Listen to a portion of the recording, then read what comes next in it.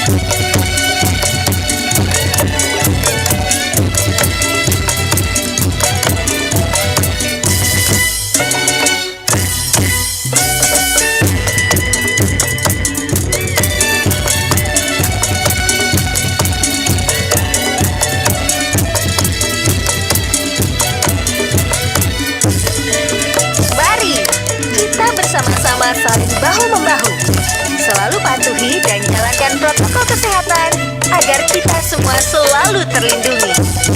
Indonesia sehat. Indonesia.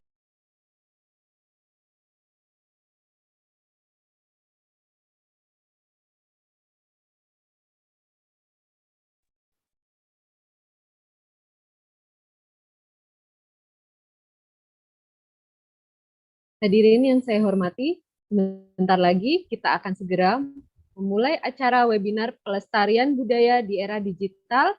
Namun sebelumnya saya akan membacakan tata tertib pelaksanaan webinar.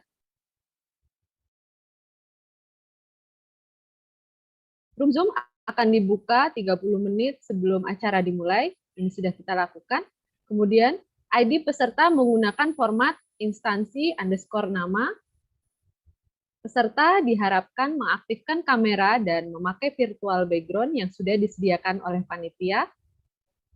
Keempat, peserta memastikan mode suara pada perangkat dalam keadaan mute saat pembicara sedang menyampaikan paparannya. Kelima, semua peserta yang mengikuti webinar melalui Zoom atau YouTube dapat mengajukan pertanyaan dengan cara ketik tanya, lalu dilanjutkan dengan menuliskan nama, asal instansi, dan pertanyaan secara ringkas. Moderator akan menyampaikan kepada pembicara beberapa pertanyaan karena waktu untuk diskusi terbatas. Kemudian, sertifikat akan dibagikan bagi peserta yang mengikuti acara dari awal hingga berakhir webinar. Ketujuh, di pertengahan acara, link daftar hadir akan dibagikan. Link tersebut digunakan untuk pembuatan e-sertifikat. Kedelapan, peserta yang tidak mengisi Google Form pendaftaran sebelum acara dimulai dan atau tidak mengisi daftar hadir saat acara selesai tidak akan mendapatkan sertifikat. Yang terakhir, sertifikat akan dikirim ke email masing-masing peserta. Terima kasih.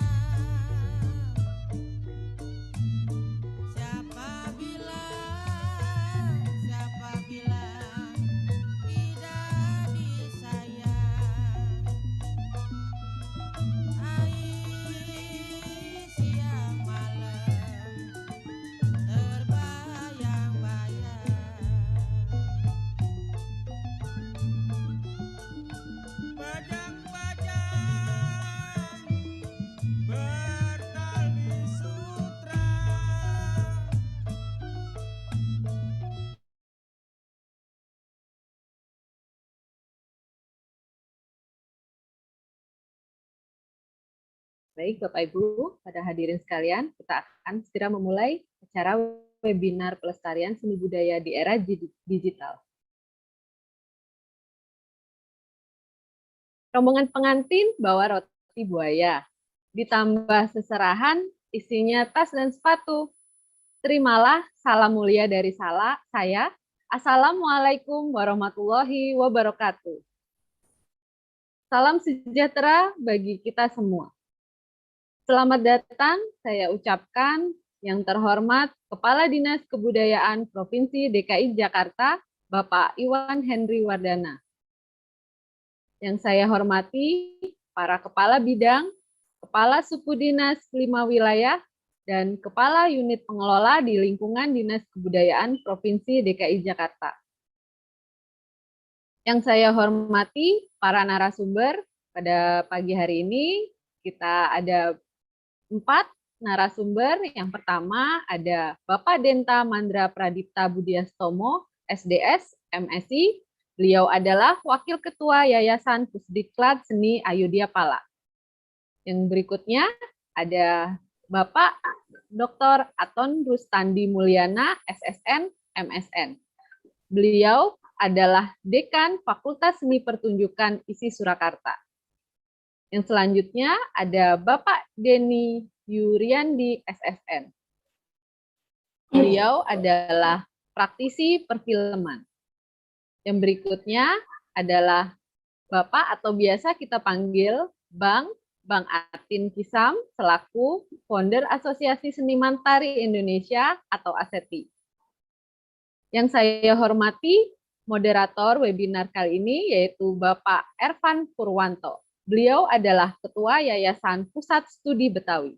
Serta Bapak, Ibu undangan dan peserta webinar yang terdiri dari unsur pelaku seni, ketua atau pimpinan lembaga, komunitas, atau sanggar seni budaya di Provinsi DKI Jakarta yang saya banggakan. Puji syukur kehadirat Tuhan Yang Maha Esa atas berkat rahmat dan hidayahnya kita dapat berkumpul pada pagi hari ini secara virtual dalam keadaan sehat walafiat dan tentunya dalam keadaan dan semangat ya untuk menerima materi pada pagi hari ini dalam acara webinar pelestarian seni budaya di era digital yang diadakan oleh Dinas Kebudayaan Provinsi DKI Jakarta. Kuku merah karena pakai pacar. Nanti 1 jam mau pergi kondangan. Semoga acara kita berjalan lancar, tidak ada satupun halangan. Baiklah, memasuki acara pertama, marilah kita mendengarkan lagu Indonesia Raya. Hadirin dimohon untuk duduk tegap.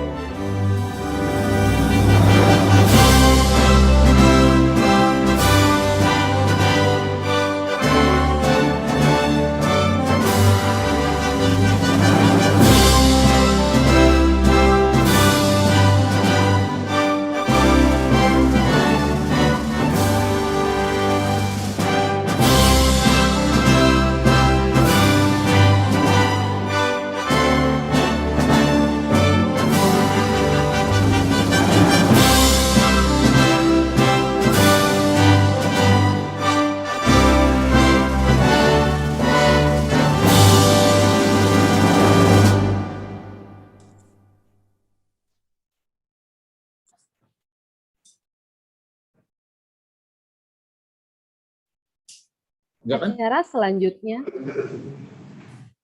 selanjutnya adalah pembacaan doa yang akan dipimpin oleh Bapak Muhajir. Kepada Bapak Muhajir dipersilahkan. Assalamualaikum warahmatullahi wabarakatuh. Bapak Ibu yang dirahmati Allah Subhanahu wa Ta'ala, untuk kesempurnaan kegiatan ini marilah kita mohon doa semoga kegiatan ini dirahmati Allah Subhanahu wa Ta'ala. A'udzubillahi minasyaitonir rajim. Bismillahirrahmanirrahim. Alhamdulillahirabbil alamin. Hamdan syakirin, hamdan da'imin, hamdan yuafi ni'amahu wa yukafiru mazidah. Ya Rabbana lakal hamdu wa lakal syukru kama yanbaghi li wajhikal karim azimi sultanik. Segala puji dan sanjungan kami panjatkan kehadirat-Mu ya Allah, pencipta serta pemelihara alam semesta. Hanya padamu ya Allah kami bersembah, sujud, dan hanya padamu aku berdoa, serta berlindung memohon karunia-Mu.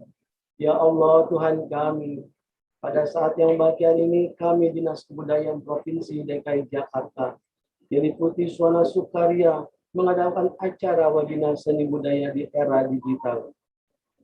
Kami hadapkan wajah dan hati kami kehadirat-Mu ya Allah, untuk memanjatkan rasa syukur kami yang sedalam-dalamnya atas limpahan rahmat dan karunia-Mu ya Allah yang maha besar. Kami sadar bahwa kegiatan ini mustahil dapat kami laksanakan tanpa ridho dan bimbingan-Mu ya Allah. Ya Allah, kami telah banyak menikmati rahmat dan anugerah-Mu. Semoga kegiatan ini sebagai bukti rasa syukur kami padamu ya Allah. Ya Allah, karuniakanlah pula kepada kami, kepada pelaku-pelaku seni, taufik serta hidayah, kekuatan dan serta kemampuan dalam membangun manusia Indonesia seutuhnya ke generasi masa depan yang lebih baik. Ya Allah Tuhan kami, janganlah Engkau bebankan di atas pundak kami tanggung jawab yang tidak kami sanggup memikulnya. Lapangkanlah dada kami, mudahkanlah urusan-urusan kami, ringankanlah langkah kami, serta ampunilah dosa-dosa kedua orang tua kami, serta orang-orang yang telah berjasa dalam kehidupan kami. Ya Allah Tuhan yang maha mendengar dan maha mengetahui, dengarkanlah segala kerendahan penuh dan harapan kami. Kabulkanlah doa kami. Rabbana atina fid dunya hasanah wa fil akhirati hasanah wa qina azabannar. Subhana rabbika rabbil izzati amma yasifun. Wassalamun alal mursalin walhamdulillahi rabbil alamin. Billahi taufiq wal hidayah. Wassalamualaikum warahmatullahi wabarakatuh.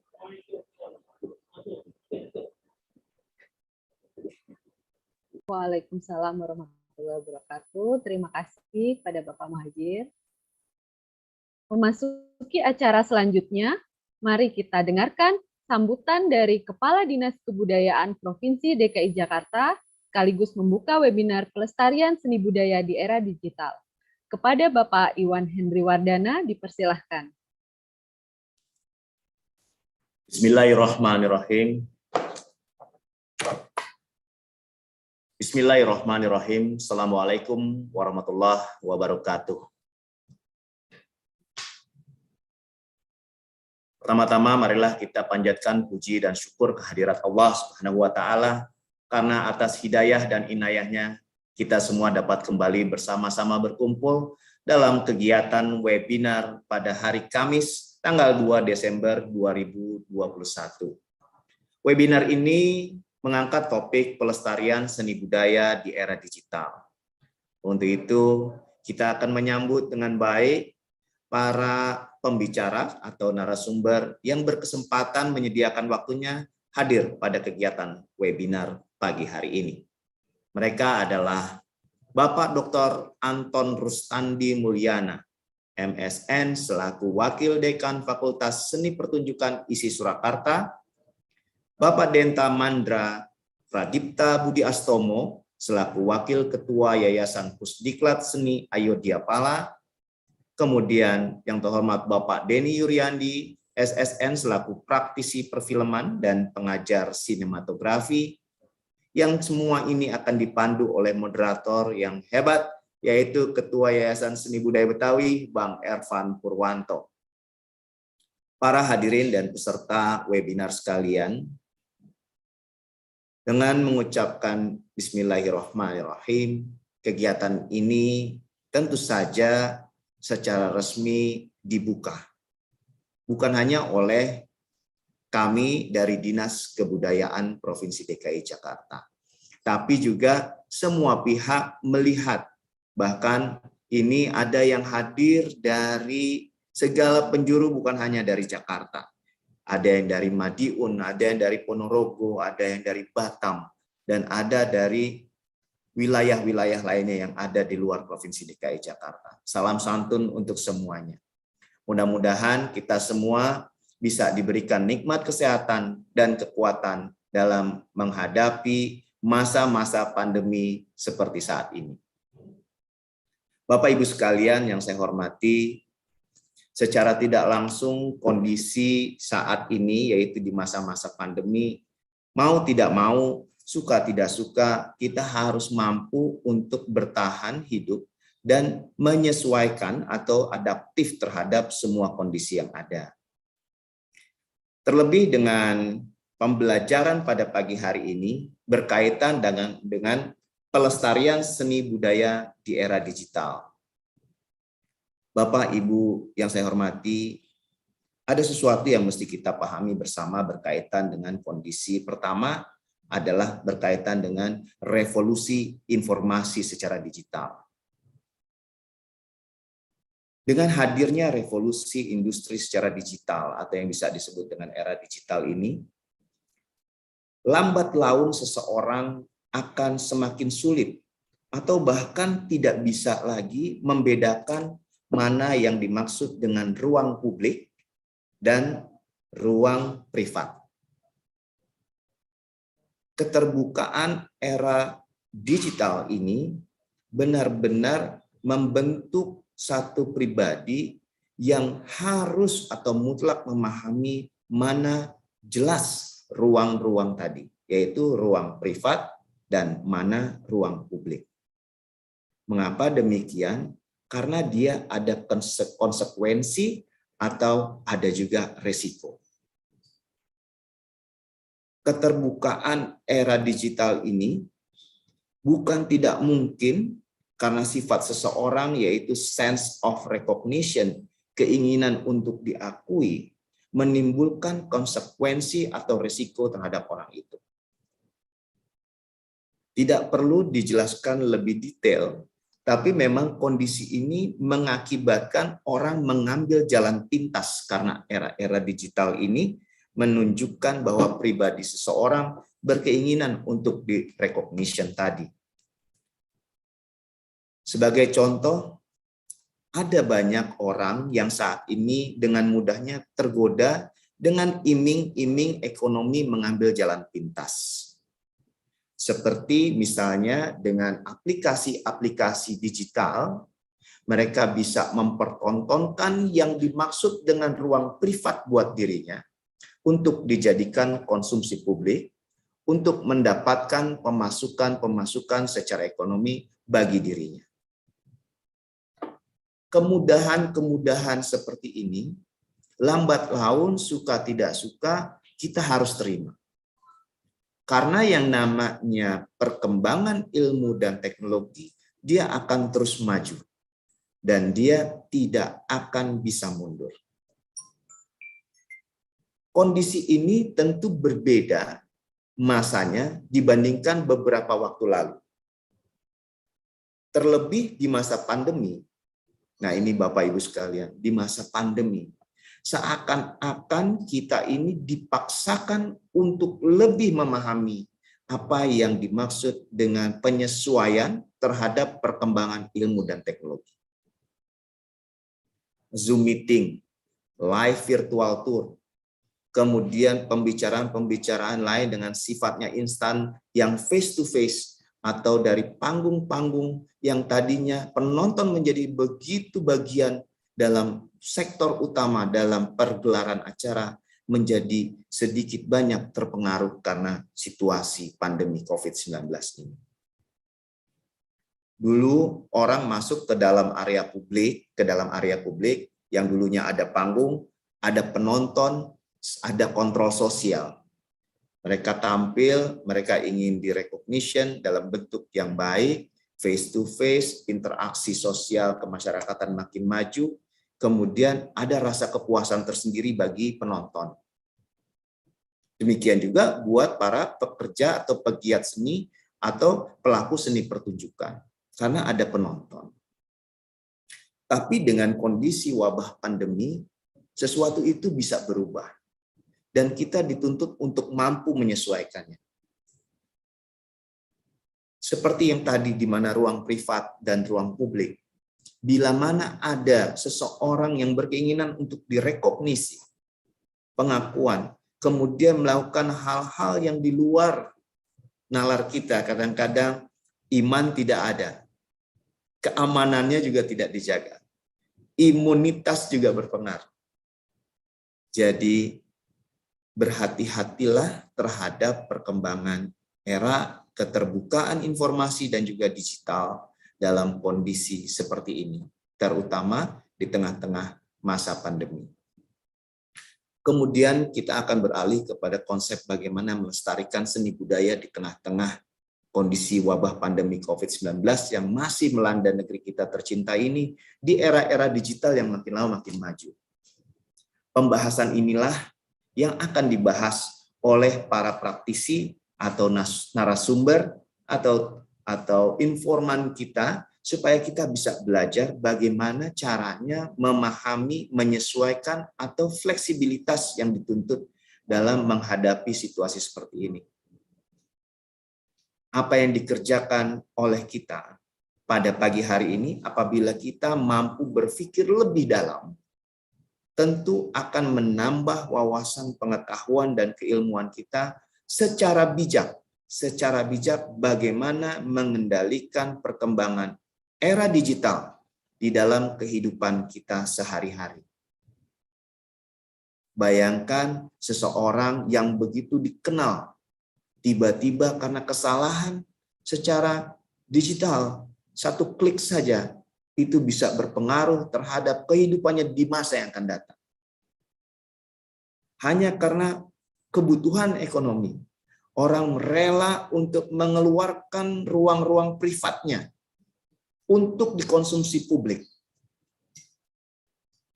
Perubahan tatanan sosial kemasyarakatan yang saat ini semakin maju.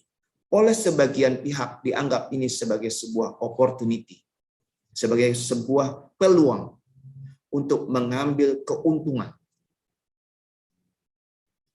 Baik dengan niat yang positif maupun dengan niat yang negatif.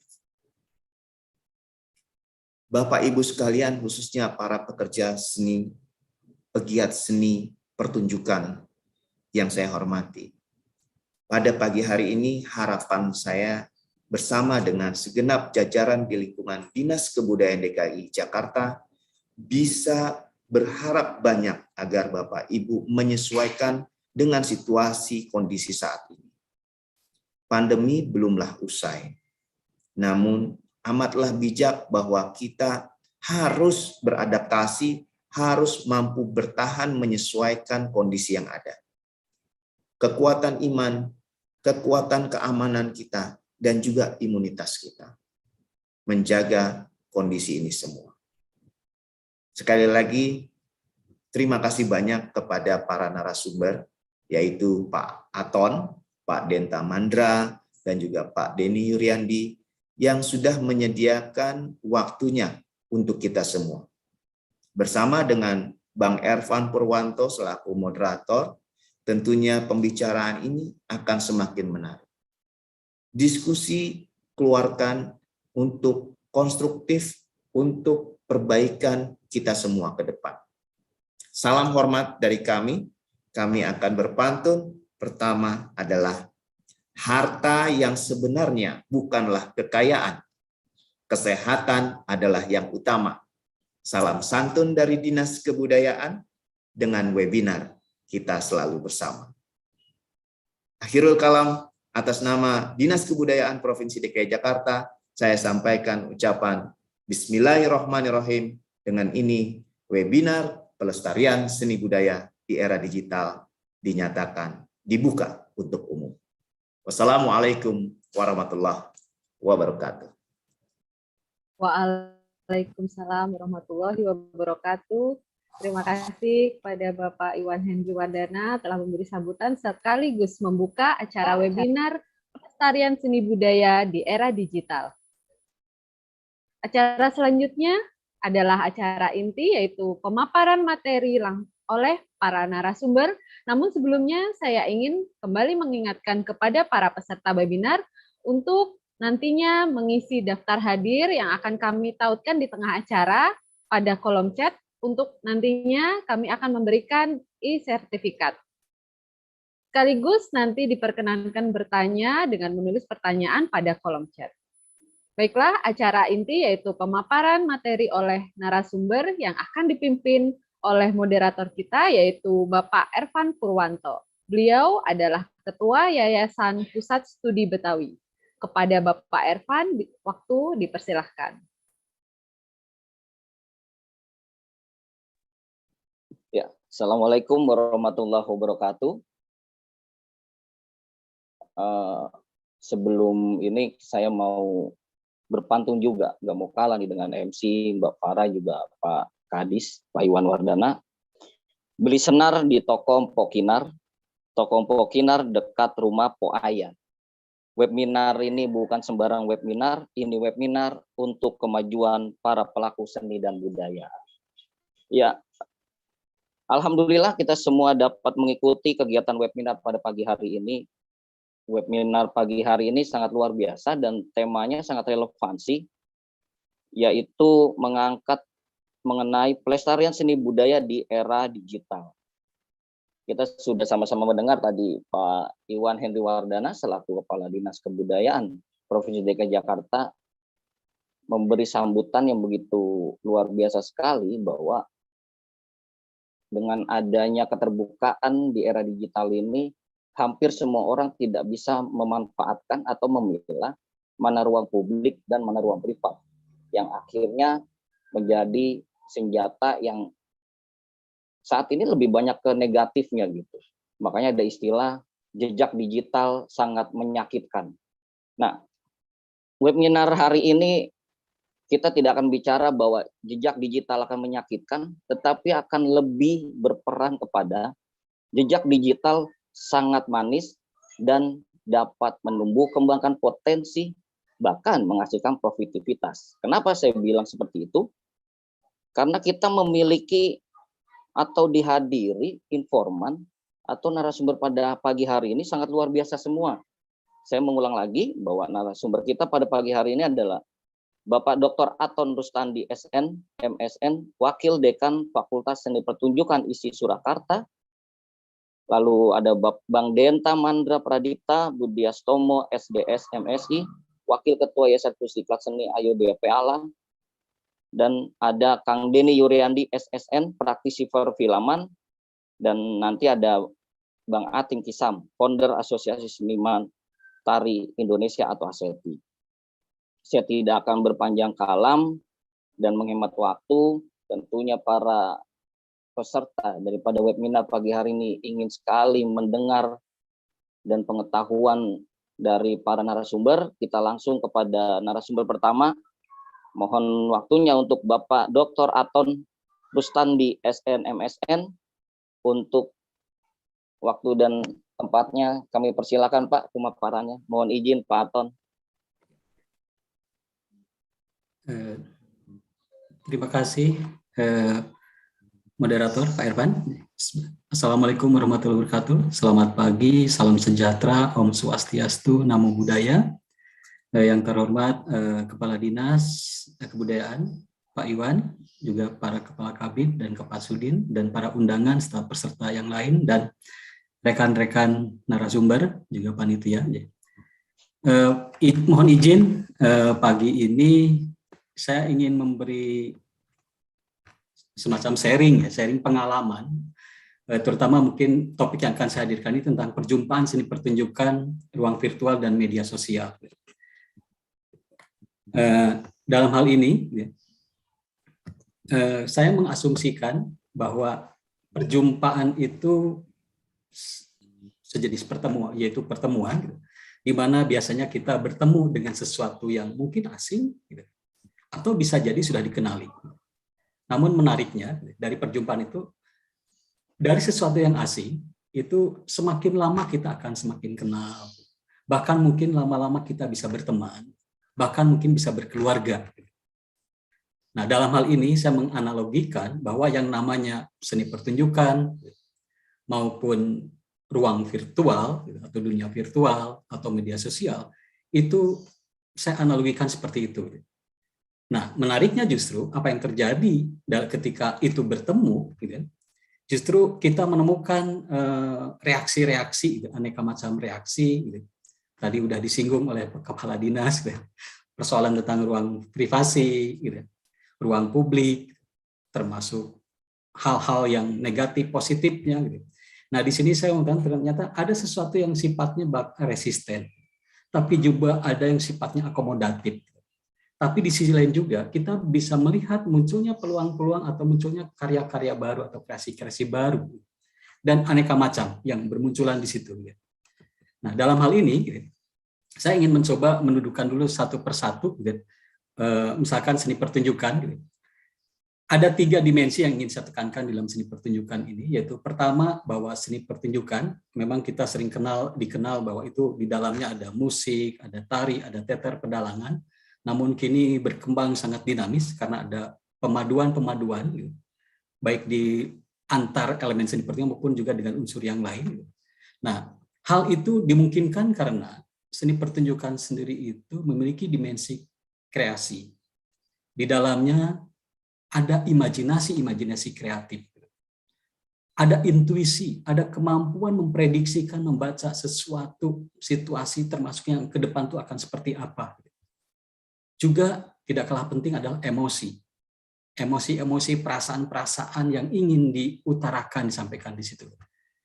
Nah, sisi lain, kita tidak bisa memungkiri juga bahwa seni pertunjukan itu sendiri kontekstual. Ini saya sepakat dengan Mas Nirwan Dewanto ya, kemarin di dalam forum Dewan Kesenian Jakarta diskusi, bahwa kesenian seni pertunjukan itu kontekstual. Artinya kontekstual itu kita tidak bisa menganggap bahwa situasi sekarang, gitu, atau ketika banyak orang berlomba-lomba seni pertunjukan masuk ke dalam ranah ekonomi kreatif, gitu, bahwa itu hanyalah satu-satunya jalan. Gitu. Tidak. Gitu. Bahwa di dalam seni pertunjukan itu gitu, ada dimensi ritualnya, ada dimensi adat, gitu. Ada dimensi ekspresi estetis, ekspresi personal, ekspresi komunal, ada dimensi komunikasi, ada unsur yang terkait hiburan, ada yang sifatnya simbolik, gitu. Ada dimensi sosial, budaya, juga ekonomi, politik, dan macam-macam sekali. Gitu. Jadi dalam hal ini saya ingin mengajak ke forum ini bahwa coba kita melihat seni pertunjukan dengan lebih terbuka. Gitu. Nah, hal yang lain adalah yang tidak bisa disangsikan adalah bahwa seni pertunjukan itu memiliki karakteristik interaktif. Artinya dimensi-dimensi hubungan katakanlah sosial atau sosial pertunjukan antar seniman dengan seniman maupun seniman dan penonton ataupun pengguna ini tidak bisa dipungkiri gitu. Dan sering ini agak sulit digantikan gitu. Karena itulah karakteristik seni pertunjukan. Nah, sementara itu virtual gitu. Ini bukanlah makhluk baru gitu kan sebetulnya gitu. Dalam imajinasi kreatif gitu. Mungkin kita pernah mendengar tentang Cupu Manik Astagina atau Kacalopian gitu, di dalam literatur Ramayana atau apa gitu, yang menunjukkan bahwa ada satu kemampuan untuk bisa melihat situasi yang terjadi di luar. Gitu. Seperti halnya ketika kita sekarang mengakses gadget. Gitu kan. Imajinasi itu ada. Gitu kan. Nah, intinya adalah bahwa virtual itu menyajikan sesuatu mirip atau dekat dan kenyataannya atau aslinya. Gitu. Definisi tersebut menunjukkan adanya upaya menyajikan sesuatu yang mendekati kenyataannya. Sajian tersebut ini ditayangkan melalui dunia maya yang membutuhkan akses internet dan perangkat komputer. Inilah yang kita pahami virtual seperti sekarang ini. Nah, virtual sendiri itu mau tidak harus diakui itu 2 dimensi. Bukan 3 dimensi seperti umumnya seni pertunjukan yang terjadi dalam fenomena keseharian kita. Namun, bahwa di dalam dimensi ada perluasan ilusi dimensi. Kita bisa melihat misalkan ada model-model 3D, gitu, ada model yang lainnya juga, bahkan sampai hologram, gitu. Itu juga menjadi citra-citra digital. Itulah yang saya bilang perluasan ilusi dimensi.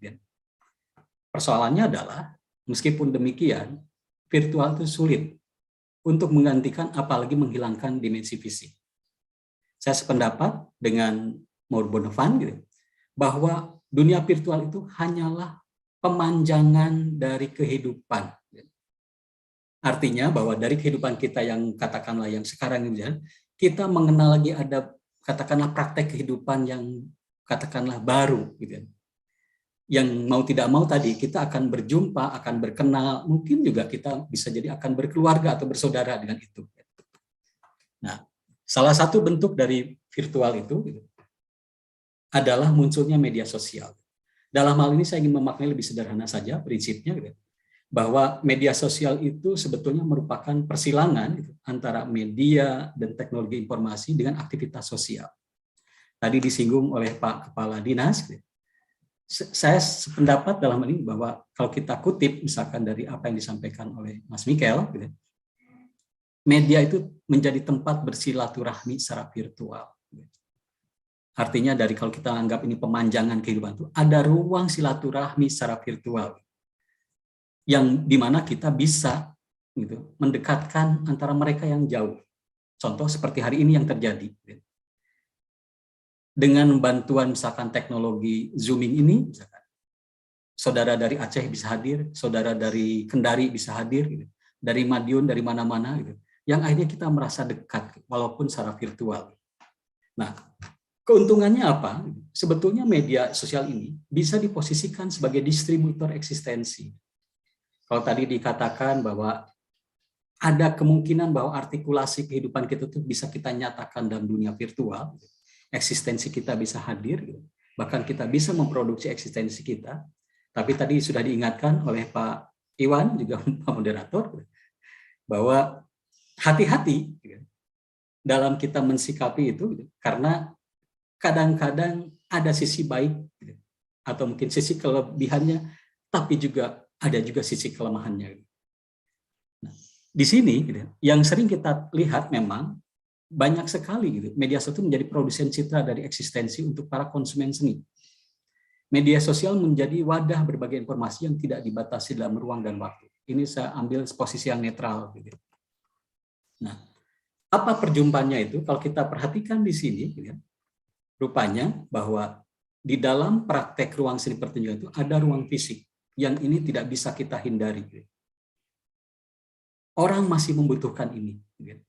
Sampai sekarang kita mungkin bisa melihat bagaimana seniman-seniman itu tetap selalu ingin hadir secara fisik, walaupun dibatasi. Makanya itu yang tidak bisa tergantikan itu di situ. Tapi di sisi lain juga kita mulai berkenalan dengan ruang virtual maupun media sosial. Levy mengidentifikasi bahwa ruang virtual itu ada yang bersifat offline, ada yang bersifat online. Yang offline itu mungkin itu yang diproduksi melalui mungkin CD-ROM, gitu, atau mungkin akses-akses yang disimpan tapi nanti suatu saat bisa dihadirkan. Gitu. Juga ada koneksi yang sifatnya online, gitu, yang sekarang mungkin sering kita lihat dengan streaming, model-model streaming, model podcast langsung dan apa. Nah, kalau kita pahami dalam konteks itu, seni pertunjukan virtual rupanya menunjukkan satu bentuk koproduksi. Artinya ada satu proses produksi yang tapi juga ada pelibatan kembali atau pelibatan bersama, terutama dalam hal ini adalah melibatkan orang-orang yang akrab dengan IT. Jadi kita sering meminta bantuan mungkin kameramen, mungkin sound system atau apa untuk ikut memproduksi ini, entah itu secara offline maupun secara online. Akhirnya apa? Seni pertunjukan itu semakin lagi menunjukkan bahwa itu adalah kreasi kolektif.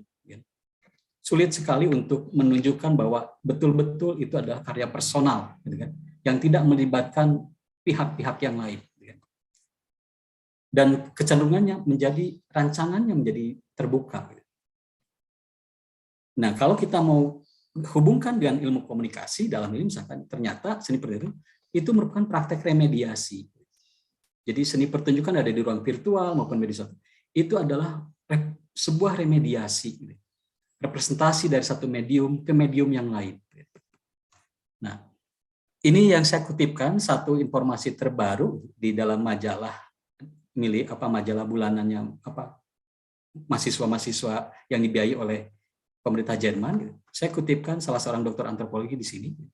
Tantangan seni pertunjukan virtual. Bagi seniman, sulit sekali memaknai penampilan tanpa penonton. Kerumunan tidak terlihat selain hanya teks yang muncul di kolom komentar dan shot monitor. Lagi pula, menarik penonton bukan perkara mudah. di mana Seniman berusaha menyajikan karya di ruang virtual dan kualitas yang sama dengan sajian di ruang fisik. Artinya kita sendiri memang harus beradaptasi di situ. Di sisi lain, kesulitan lain juga datang tidak hanya dari senimannya, juga penontonnya. Menonton online perlu kuota, terkoneksi dengan jaringan internet yang tidak semua orang memiliki kuota yang cukup besar atau jaringan. Juga menonton dalam kesendirian itu tidak menyenangkan. Perasaan sebagai anggota komunitas dan pengalaman yang dicerap oleh seluruh serta industri tempat, misalkan seperti kalau kita nonton langsung, ketika sensa-sensa kita tuh tertantang untuk melihat kompleksitas, mungkin makanan, kebisingan, bebauan, suhu udara, angin, pemandangan, gitu, interaksi langsung, itu tereliminir, cenderung hilang. Seperti hari ini kita tidak bisa dengan leluasa melihat setiap peserta, gitu, menghirup aroma-aroma yang mungkin dipakai oleh peserta hari ini. Kita terbatas, gitu. Hanya layar 2 dimensi inilah yang membuka kita. Pertunjukan virtual memang memberikan harapan baru, tetapi dirasakan belum mampu mempertunjukkan di ruang fisik. Tapi kita akui bagaimanapun panggung gerak telah menjadi bagian dari produksi kesenian hari ini. Ini yang ingin saya ingatkan kepada semua teman-teman di forum ini, bahwa iya, kita harus bersahabat rupanya, kita harus beradaptasi dengan virtual itu. Tapi jangan meninggalkan yang sifatnya fisik. Nah, dalam hal ini, tadi juga sempat disinggung pandemi, memang itu bukan hal yang baru, sudah lama, sudah menyejarah pandemi itu. Kita bisa lihat contoh di gambar di bawah ini, misalkan bagaimana akhirnya ada satu aksi ketika seniman divaksinasi. Nah, dalam kaitan ini, saya ingin menunjukkan salah satu mungkin hal yang bisa kita lakukan adalah bagaimana kita dalam beradaptasi ini memunculkan yang namanya maksimisasi. Apa itu maksimisasi? Sebetulnya kemampuan kita untuk melakukan proses penyesuaian melalui hal-hal yang bersifat kompromi, maupun inovasi. Dua hal ini bagi saya relatif mungkin ini yang akan jadi, kalau tadi ditanya bahwa perlu adanya penyesuaian, saya kira ini strategi yang mungkin bisa kita lakukan. Contohnya misalkan kita bisa melihat dalam era-era digital ini, mungkin saya akan langsung dulu ke contoh-contoh, misalkan ini. Bagaimana misalkan di dalam dunia wayang kulit, ada upaya-upaya kompromi dengan situasi yang terjadi. Ruang-ruang panggung pertunjukan wayang kulit yang selama ini mungkin melalui tanggapan, itu relatif ada, tapi ada pemanjangan tadi. Akhirnya misalnya Mas Purbo membuat yang namanya podcast, bentuk saresehan diangkat secara virtual, ada dialog di situ. Kemudian juga ada pertunjukan live streaming, bahkan ada pertunjukan yang sifatnya didonasi. Jadi ada seseorang yang membayar pertunjukan tersebut. Ini contohnya misalnya seperti yang dilakukan oleh Pak Kondang. Kemudian kita lihat juga yang dulu mungkin jarang ada, misalkan dalam setiap kelompok wayang kulit, misalkan ada kru ini. Misalkan. Kalau kru sound system mungkin itu ada, tapi yang krunya misalkan dokumentasi mungkin jarang. Tapi ada beberapa bagian yang sudah melakukan itu. Kita bisa melihat misalkan di situ. Hal yang lain, ini yang terjadi di Jakarta, misalkan DKJ ketika ada peristiwa itu mulai lagi misalkan mengangkat ide tentang saweran yang sebetulnya itu ada di beberapa tempat. Tapi bagaimana misalkan saweran yang memiliki nilai ekonomi terutama untuk membantu misalkan katakanlah penghasilan atau jasa dari seniman, akhirnya disiasati dengan saweran online. Kemudian juga ini bentuk-bentuk yang lain, misalkan ada dari tempatnya Batati ini di stand parade, bagaimana akhirnya yang terakhir ini misalkan mencoba menginisiasi tentang film tari, misalnya. Jadi beberapa teman-teman memindahkan satu karya ke dalam bentuk film tari, misalnya. Dan di situ kita bisa melihat bagaimana ekspresi-ekspresi anak muda, anak-anak milenial misalkan, yang mulai beradaptasi dengan dunia baru ini. Sementara di Semarang misalkan, mulai dipadukan antara misalkan pertunjukan langsung dan pemanfaatan IT. Contoh lain misalkan di sini kita bisa lihat misalkan kelompok musik God Bless, bagaimana akhirnya bikin virtual konser. Yang menarik di sini misalnya ternyata ada kisah-kisah sukses. yang selama pandemi ini ternyata mereka tetap tidak kehilangan penonton gitu. Karena ada emosi, ada keterikatan, gitu, ada intimasi gitu, yang terjalin gitu. Yang ini mahal gitu, dan ini yang harus dirawat gitu. Dan rupanya penonton pun sangat paham gitu persoalan-persoalan yang dialami oleh seniman-seniman, sehingga mereka pun berpartisipasi, bahkan negara hadir juga. Ini yang saya kira contoh praktek baik ya dalam situasi ini. Misalnya. Contoh lain misalkan teater koma, misalkan kita bisa melihat misalnya juga bagaimana teater koma juga melakukan misalkan kompromi dengan nonton teater koma di rumah. Gitu. Dokumen-dokumen yang dia lama itu coba dikemas lagi gitu, dalam konteks ini. Gitu. Sementara misalkan di Lampung, Mas Iswadi misalkan dengan itu mencoba misalkan tetap menghidupkan komunitas itu gitu, supaya dekat dengan misalkan publik, dengan halayak. Gitu. Dia mencoba menginisiasi, mengedukasi publik misalkan dengan cara mulai belajar tentang teater, gitu. Segala macam persoalan-persoalan konseptual, praktek atau apa mulai didialogkan. Gitu.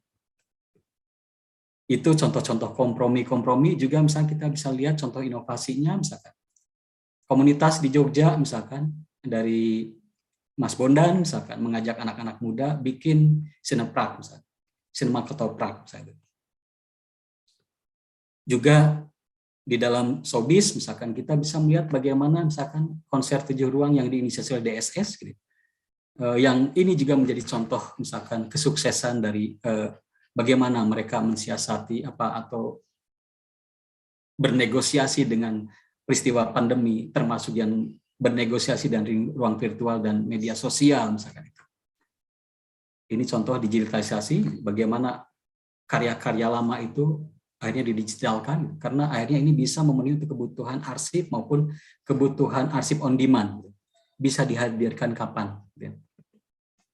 Sementara di Bali, kita bisa melihat ada fenomena cengblong, jadi satu upaya misalkan menghidupkan kembali wayang Bali, misalnya, walaupun dengan mengambil hanya tokoh tertentu, ceng dan blong ini, tapi mereka memanfaatkan misalkan model-model pertunjukan 15 menitan, isu-isu keseharian, mereka padukan di situ, ada humornya, ada kritiknya, tetapi juga ada hal-hal yang lain juga yang dimana di situ kita bisa merasa terhibur, merasa mendapat pengalaman yang berharga dari nonton ini, misalkan. Sementara contoh-contoh lain misalkan ini dilakukan di teater garasi, bikin website interaktif, bahkan juga mencoba mempertemukan antar seniman-seniman dari berbagai negara itu berkolaborasi bersama. Nah, sementara teman-teman di Indonesia Timur misalnya menganggap bahwa apa yang ada dalam pengalaman virtual maupun media sosial itu bagi mereka ada keuntungannya, karena ini membuat akses mereka menjadi lebih luas. Mereka bisa mengenal perkembangan di tempat lain, yang mungkin kalau secara fisik itu relatif mahal. Jadi di sini saya kira beberapa hal-hal positif, yang tentu hal positif inilah yang saya pikir bisa menjadi dasar kita untuk melakukan strategi-strategi penyesuaian maupun inovasi. Nah, saya ingin kembali dulu ke sini, mungkin masih ada waktu, Pak Irwan? Atau sudah? Masih, Pak. Oke. Mungkin 5 menit lagi. Ya, baik. Kalau ini, nah di sini kita bisa melihat misalkan bagaimana di dalam tadi ya persoalan perjumpaan tadi misalkan kita akui memang ada yang namanya kejutan-kejutan, bahkan kesusahan-kesusahan, gitu kan. Entah itu kalau pandemi misalnya kita kenal pembatalan pertunjukan, pembatasan atau pelarangan aktivitas, berkurangnya penghasilan, kurangnya akses dan relasi, munculnya kesenjangan sosial, termasuk munculnya kesenjangan geografis dalam mengakses itu misalkan, mahalnya pembelian peralatan dan sistem misalkan, ada muncul juga tantangan belajar keterampilan baru, ada alih pekerjaan, seniman akhirnya menjadi bekerja di hal yang lain, gitu ya. Kendala jaringan maupun biaya online, tapi di sisi lain, gitu, kita juga dikenalkan dengan persoalan bagaimana kita mau tidak mau harus akrab dengan IT. Bagaimana kita bisa memanfaatkan IT, gitu. Platform virtual, gitu. apakah itu pertunjukan, festival, atau sharing ide, atau belajar, atau mungkin yang dilakukan oleh contoh Pak Denny ya, yang kemarin kita sempat ngobrol mengenai model-model estetika keseharian gitu. Hal-hal yang ada di dalam keseharian yang itu bisa mengedukasi, tapi juga bisa memiliki nilai kreatif misalkan. Saya kira ini ada contoh-contoh yang menurut saya menarik sebetulnya untuk kita diskusikan lebih lanjut gitu ya. Karena di dalam dunia digital sendiri misalkan kita bisa melihat ada perluasan dan kontrol akses. Bahkan misalkan kita bisa tadi tentang arsip on demand itu gitu. Sesuatu yang pernah kita lakukan bisa kita arsip gitu. Kemudian masih bisa kita tampilkan lagi. Orang bisa menonton itu berkali-kali. Beda halnya dengan peristiwa pertunjukan yang sifatnya live ya. Sepintas sesaat gitu. Kita hanya bisa menyaksikan saat itu saja. Setelah itu hanya ceritanya. Gitu. Tapi melalui pemanfaatan IT kita bisa menonton kembali. Gitu. Apa yang dilakukan misalkan KITLV, saya kira Belanda membuka koleksi-koleksi misalkan pustaka kita abad-abad era-era kolonial. Gitu. Akhirnya kita bisa berjumpa dengan masa lalu dalam masa sekarang. Yang tentu gitu, ini akan berhubungan dengan masa depan kita. Sebagai penutup, saya kira saya mengutip satu kutipan dari Pak Bambang Sugiharto. Sesungguhnya seni memang tidak akan pernah mati. Ia bagian inherent dari evolusi. Dunia manusia memang dunia yang selalu dibuat-buatnya sendiri. Dunia yang selalu disenikan, yang terus-menerus diciptakannya kembali. Mudah-mudahan dengan epilog ini, kita pelaku seni atau orang-orang yang ada di dalam dunia seni bisa mengartikan ini lebih positif. Terima kasih. Ya, luar biasa tadi pemaparan dari Pak Dr. Anton. Gamblang ya, artinya kita harus bisa dan memahami bagaimana memanfaatkan teknologi. Sebenarnya tadi sudah beliau sampaikan, kita sudah akrab dengan teknologi, tetapi belum dipaksakan untuk lebih mengenal atau lebih dalam gitu. Untuk selanjutnya ini saya langsung kepada sesi tanya jawab ya. Kita akan ada beberapa pertanyaan mungkin yang bisa dijawab oleh Bang Dr. Anton. Kenapa kita ambil sesi tanya jawab langsung setiap narasumber? Agar tidak lompat-lompat. Biasanya kalau setiap webinar pemaparan semua selesai baru ada sesi tanya jawab, itu akhirnya lompat-lompat tuh, bingung. Dan terkadang pemahaman dan pengetahuan yang ingin dia dapatkan menjadi loss. Untuk itu waktu dan untuk pertanyaan pertama mohon izin kepada MC mungkin bisa disampaikan yang mana untuk pertanyaan dan akan langsung dijawab oleh Pak Dr. Anton.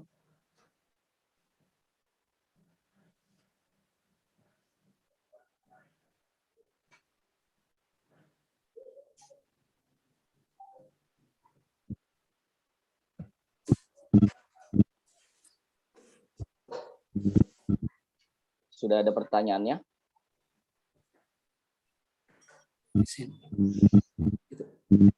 Dari Universitas Mataram, Pak Irwan, kayaknya ada Raisen.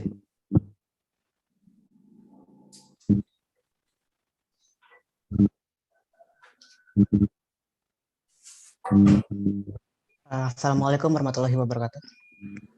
Waalaikumsalam warahmatullahi wabarakatuh. Halo. Iya, terdengar, Mas. Silakan, apa yang mau ditanyakan? Pertanyaan saya terkait dengan virtual dan seni ini. Di dalam apa namanya? Saya pernah masuk ke dalam ini kan, ke dalam dunia seni gambar, meski bukan yang serius.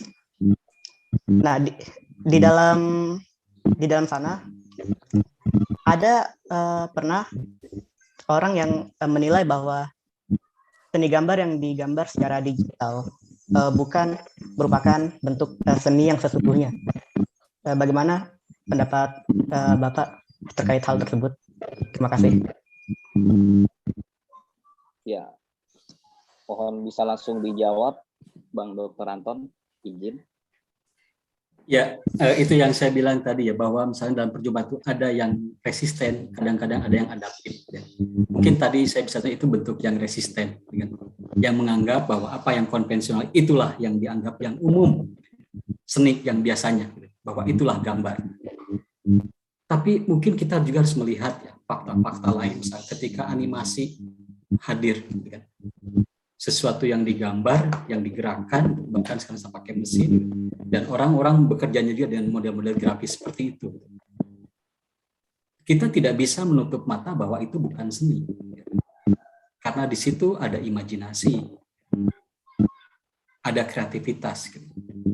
Bahkan juga di situ kita bisa melihat bagaimana misalkan muatan-muatan atau tanda-tanda simbol itu hadir juga di dalam praktek-praktek seperti itu. Jadi kalau menurut saya sekali lagi kuncinya adalah sepertinya kita harus bisa melihat sesuatu dengan lebih terbuka. Ya, kalau mungkin diartikan bahwa apa yang didigitalkan tidak seni, sekarang tuh ada yang namanya kreatif digital, atau mungkin juga termasuk digiculture gitu, di mana hal digital itu juga membudaya, bahkan itu kreativitas pun melalui kreativitas digital. Fakta-fakta yang sekarang banyak kok kita bisa lihat, film tari itu, termasuk juga misalkan bagaimana orang membuat model-modelnya, misalkan praktek-praktek EDM misalkan ya, di mana musik itu memanfaatkan betul teknologi digital itu adalah seni juga. Saya kira mungkin itu aja dari saya. Terima kasih.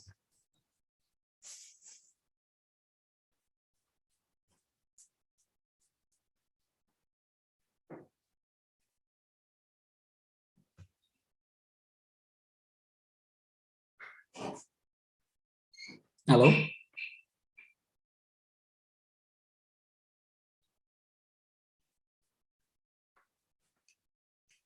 Halo, jaringannya?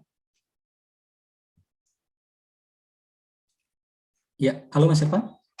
Ya.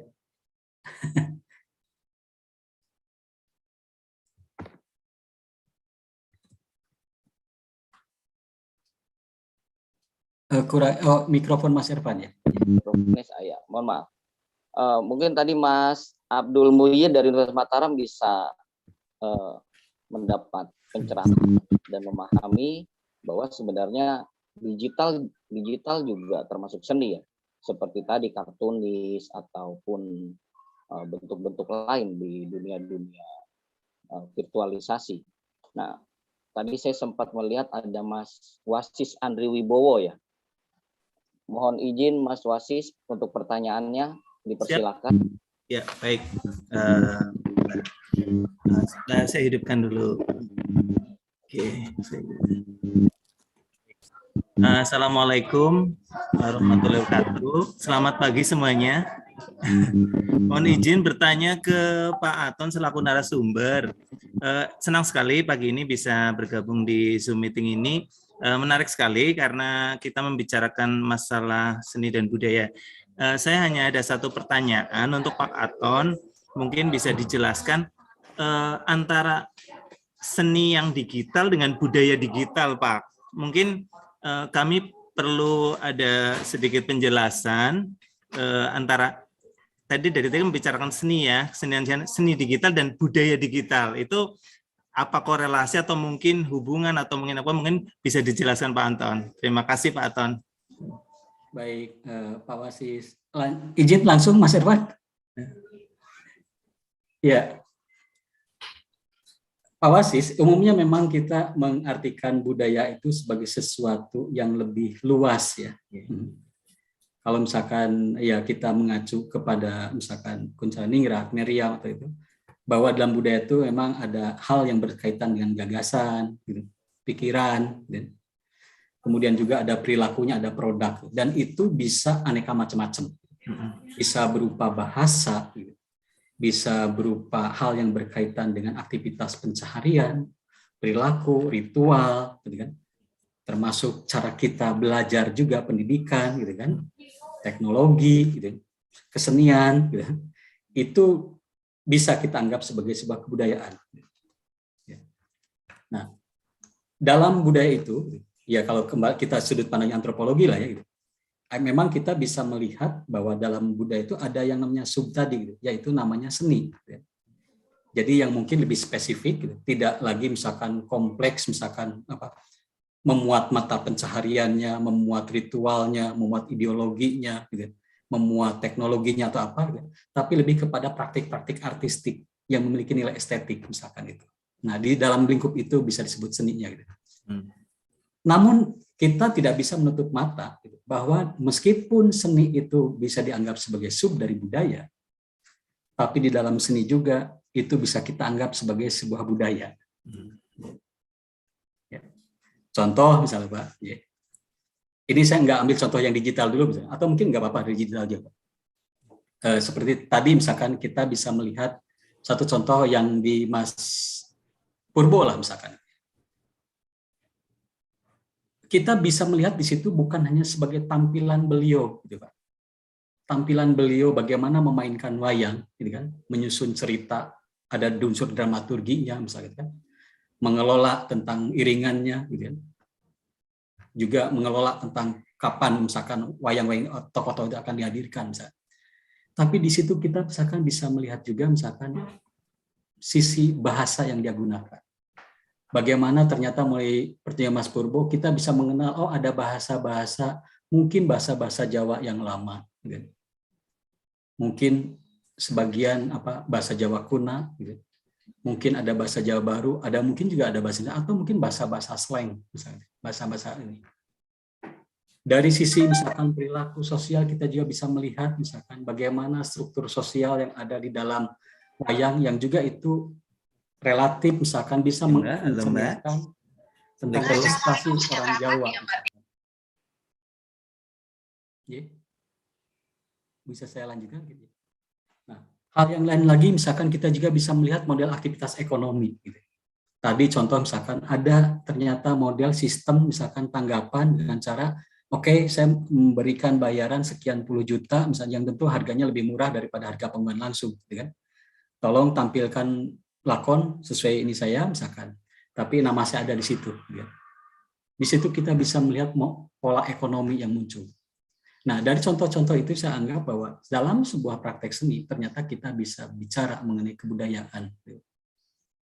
Nah, kaitannya dengan seni digital ini, jadi memang gitu, basisnya adalah tentu mediumnya ya. Kalau tadi kita bisa tentang remediasi, gitu ya. Digital ini menjadi media kita yang biasanya kita melalui ruang-ruang fisik langsung, gitu kan. Sekarang kita mulai mencoba memproduksi seni itu dengan memanfaatkan ruang-ruang digital. Dalam hal ini katakanlah mungkin internet, entah itu dengan bantuan komputer, mungkin handphone nanti untuk menikmatinya. Tapi produksinya ada di wilayah situ. Saya kira itu Pak mungkin. Ya, terima kasih. Mudah-mudahan tadi apa yang disampaikan oleh Pak Dr. Anton atas pertanyaan Mas Wasis bisa cukup memberi pengetahuan karena memang seni budaya ataupun budaya digital dan seni digital seolah-olah terpisah ya, padahal mereka saling berkaitan, korelasinya sangat erat. Kalau tadi sempat saya coba pahamin dari apa yang disampaikan Dr. Anton. Untuk selanjutnya ada pertanyaan kembali dari Mas Agus dari YPTI. Mas Agus YPTI, mohon izin. Bisa mendengar suara saya, Mas Agus? Halo.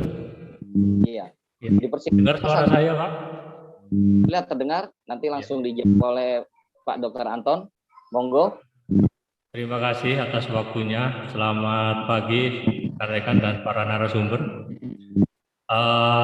Saya menanggapi dari sisi virtualnya atau digitalnya, bahwa di awal pandemi kemarin itu memang kita marak terkait dengan virtual atau event-event yang berkaitan dengan virtual. Karena kebetulan saya adalah pelaku di bidang seni teater. Pada awalnya saya memiliki suatu pemikiran bahwasanya pentas teater melalui virtual itu serasa bercinta tanpa nafsu. Jadi kalau kita bercinta ya bercinta aja tapi nggak ada nafsu apa-apa, jadi rasanya nggak ada gitu. Jadi susah kita untuk bisa memindahkan suasana yang ada di panggung bawa ke kamera, atau mungkin mata kita sudah dialihkan di frame yang namanya kamera.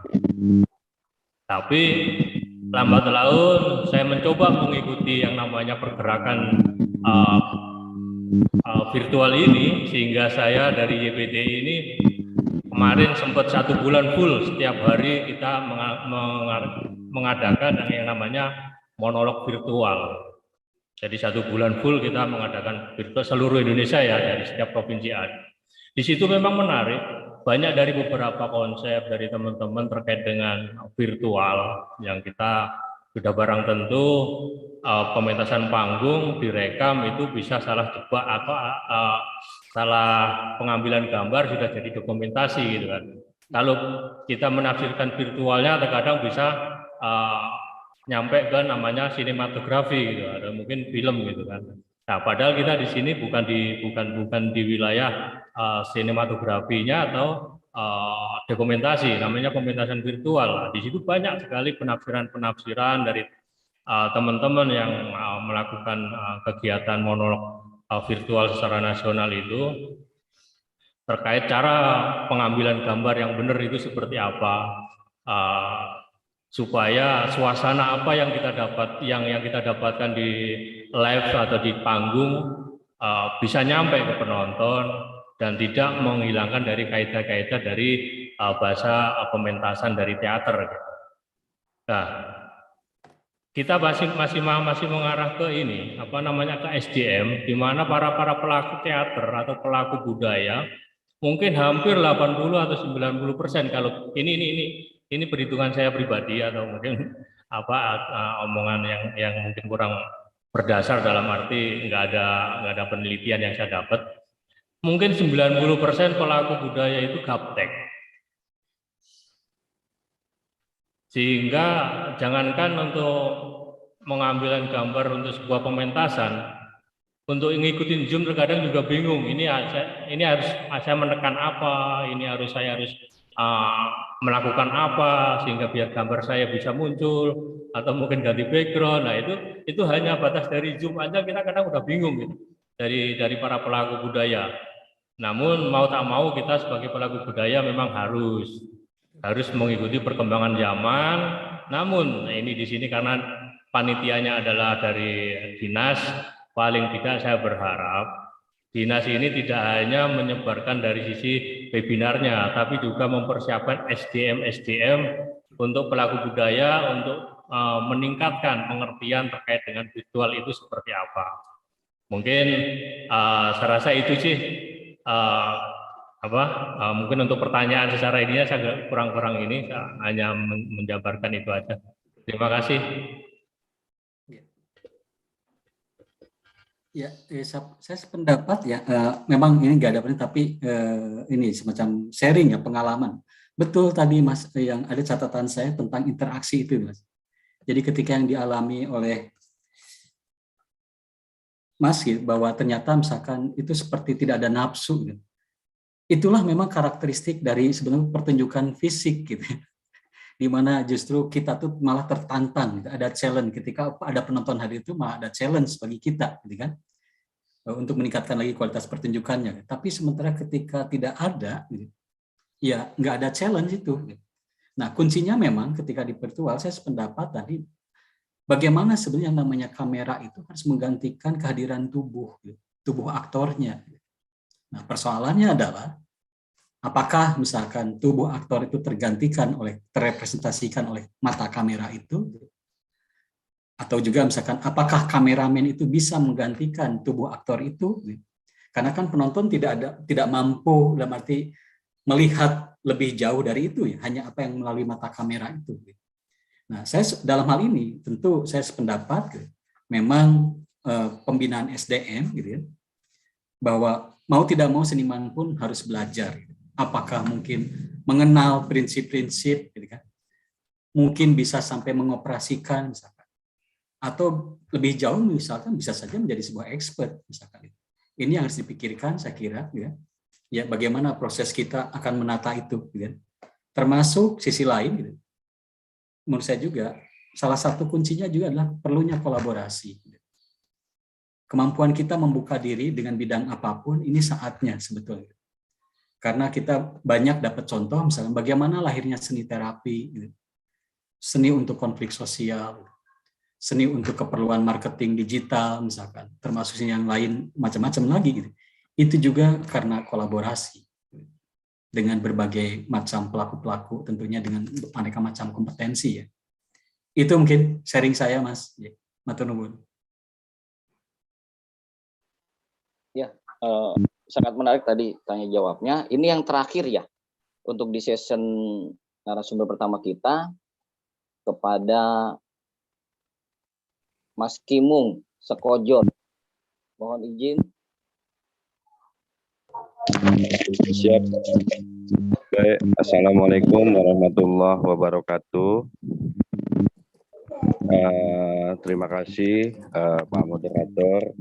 Salam hormat buat seluruh para narasumber, terutama Bapak Anton sebagai narasumber pertama, dan yang terhormat kami ucapkan dan saya banggakan Bapak Kepala Dinas Kebudayaan Provinsi DKI Jakarta, Bapak Iwan Hendri Wardana, dan teman-teman sahabat budaya lainnya, dan abang saya, Bang Atin tentunya, selaku buat saya dia adalah sosok senior seniman tradisi budaya Betawi yang selalu eksis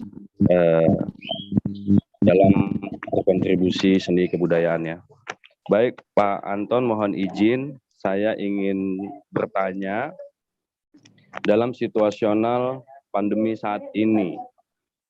Banyak sekali seniman-seniman budaya Betawi khususnya yang kalang kabut. Dia mau mengeksplorasi kemampuannya di ruang publik.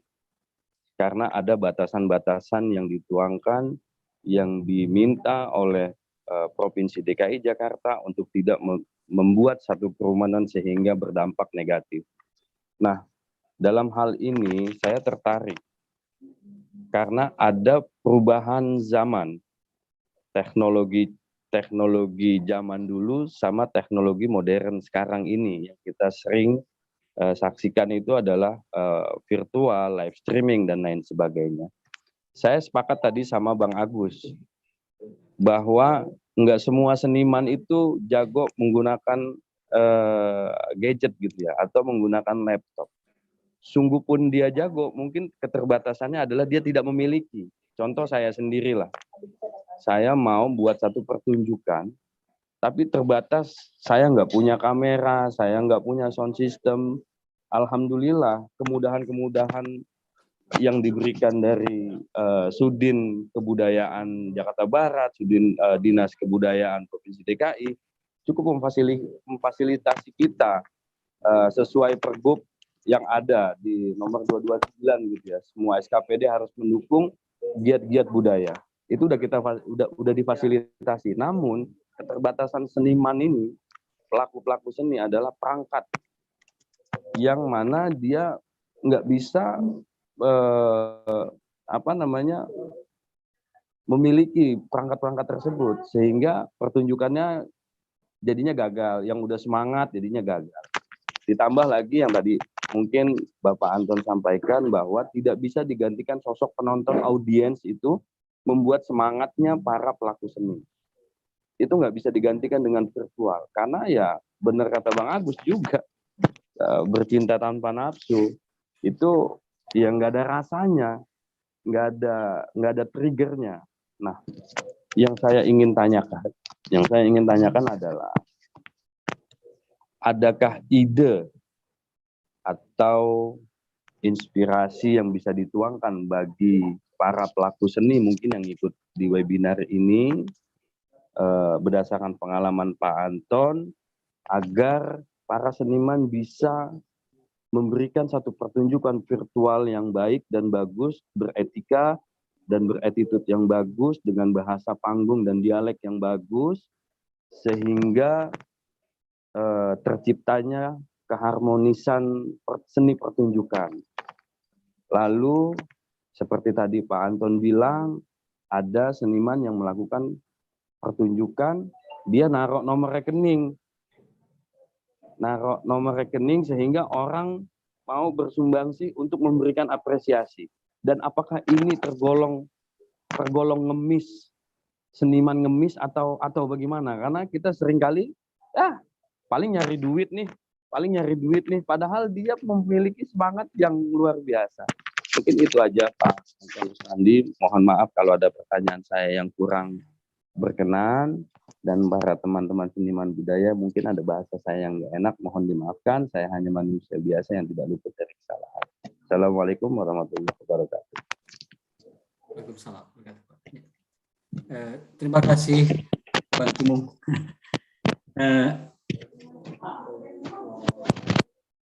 Kalau menurut saya Mas ya, jadi sebetulnya kalau saya percaya ide-ide itu seniman itu lebih jago gitu kan, menciptakan ide-ide baru itu. Tapi dalam konteks produksi, saya kira ya memang tadi saya sudah ingat bahwa ini saatnya kita harus membuka diri untuk melakukan yang namanya koproduksi. Pelibatan atau partisipasi kepada orang-orang yang bisa membantu pertunjukan virtual tersebut. Karena betul kita tidak bisa memaksakan, misalkan ketika hal itu dialami oleh seorang seniman yang terkendala dengan alat, terkendala dengan persoalan teknik pengemasannya misalkan itu. Ya, kuncinya adalah kolaborasi. Saya melihat beberapa contoh yang dilakukan oleh teman-teman gitu. Akhirnya sampai mengapa mereka bisa hadir tetap kolaborasi itu. Gitu. Ada pelibatan bersama. Gitu.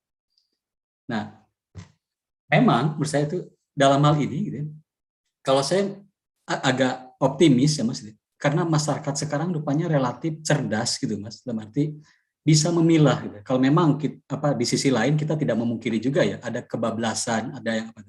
Tapi kalau kita perhatikan, cermati ya perilaku pertunjukan virtual, misalnya termasuk di kolom-kolom chatnya itu testimoni-testimoninya. Gitu. Orang mengapresiasi dunia baru ini, gitu. Pemanjangan dunia baru ini. Gitu kan.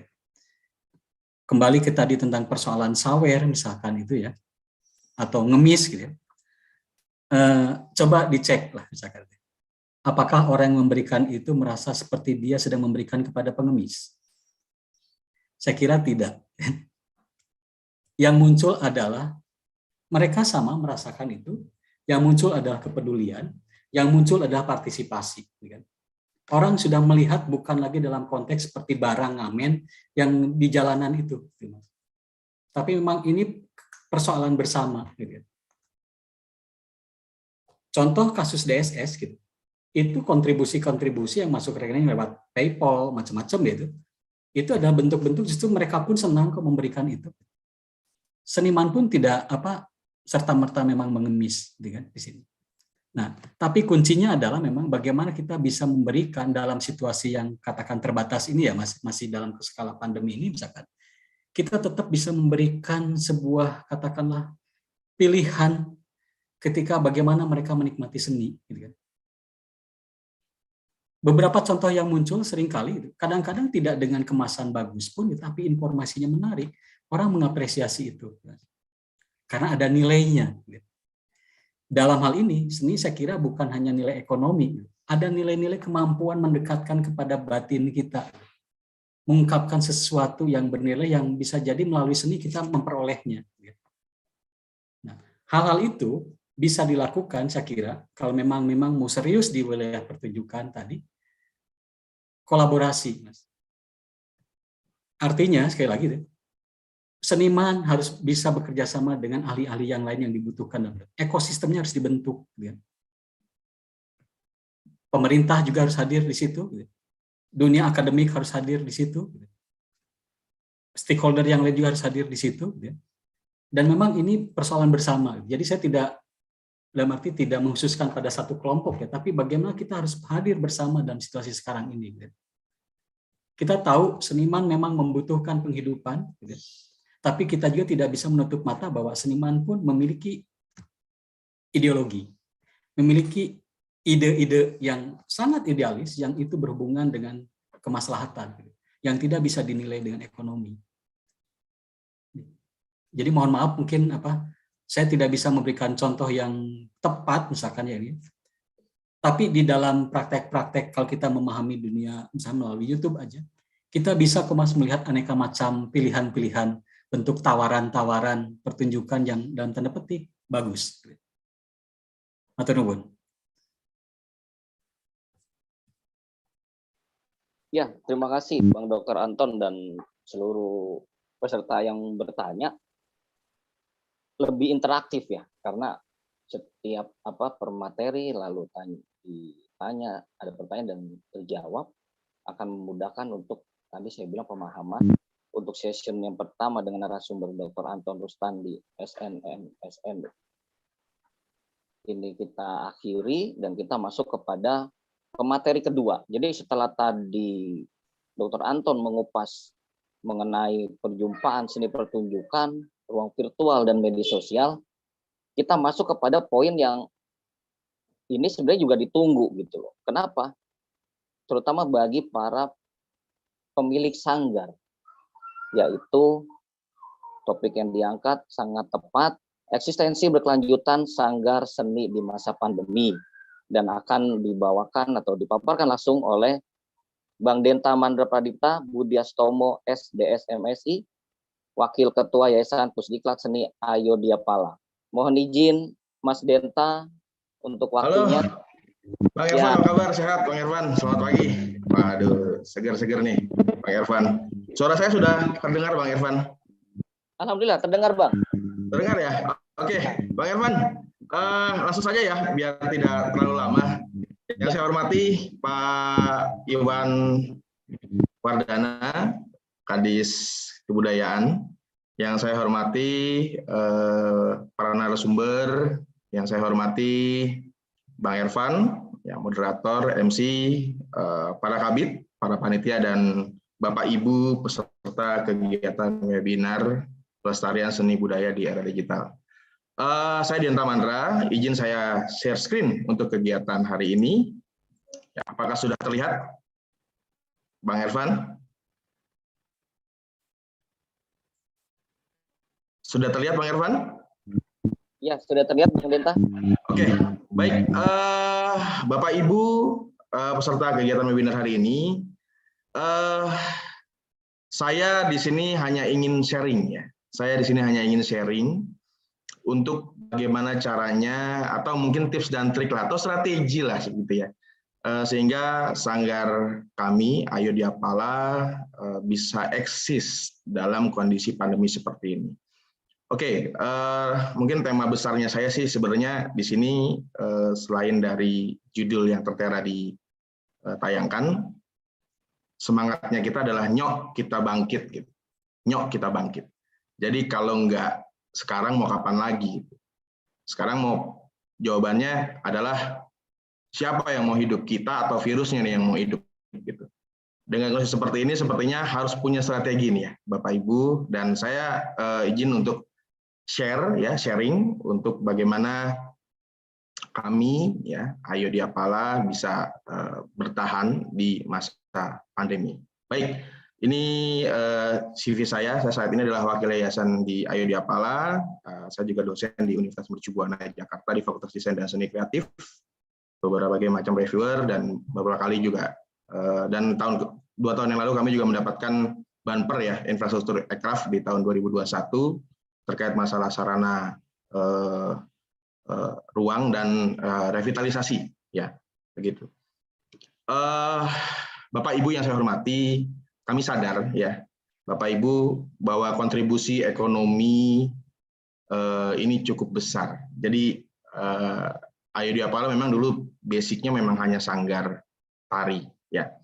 Sanggar tari yang cukupnya hanya tari Jawa saja begitu ya. Tapi lambat laun dengan kebutuhan pasar dan kita juga melihat bahwa ini adalah sebuah peluang sehingga kami anggap berdirinya kegiatan kami ini sejalan dengan seni pertunjukan.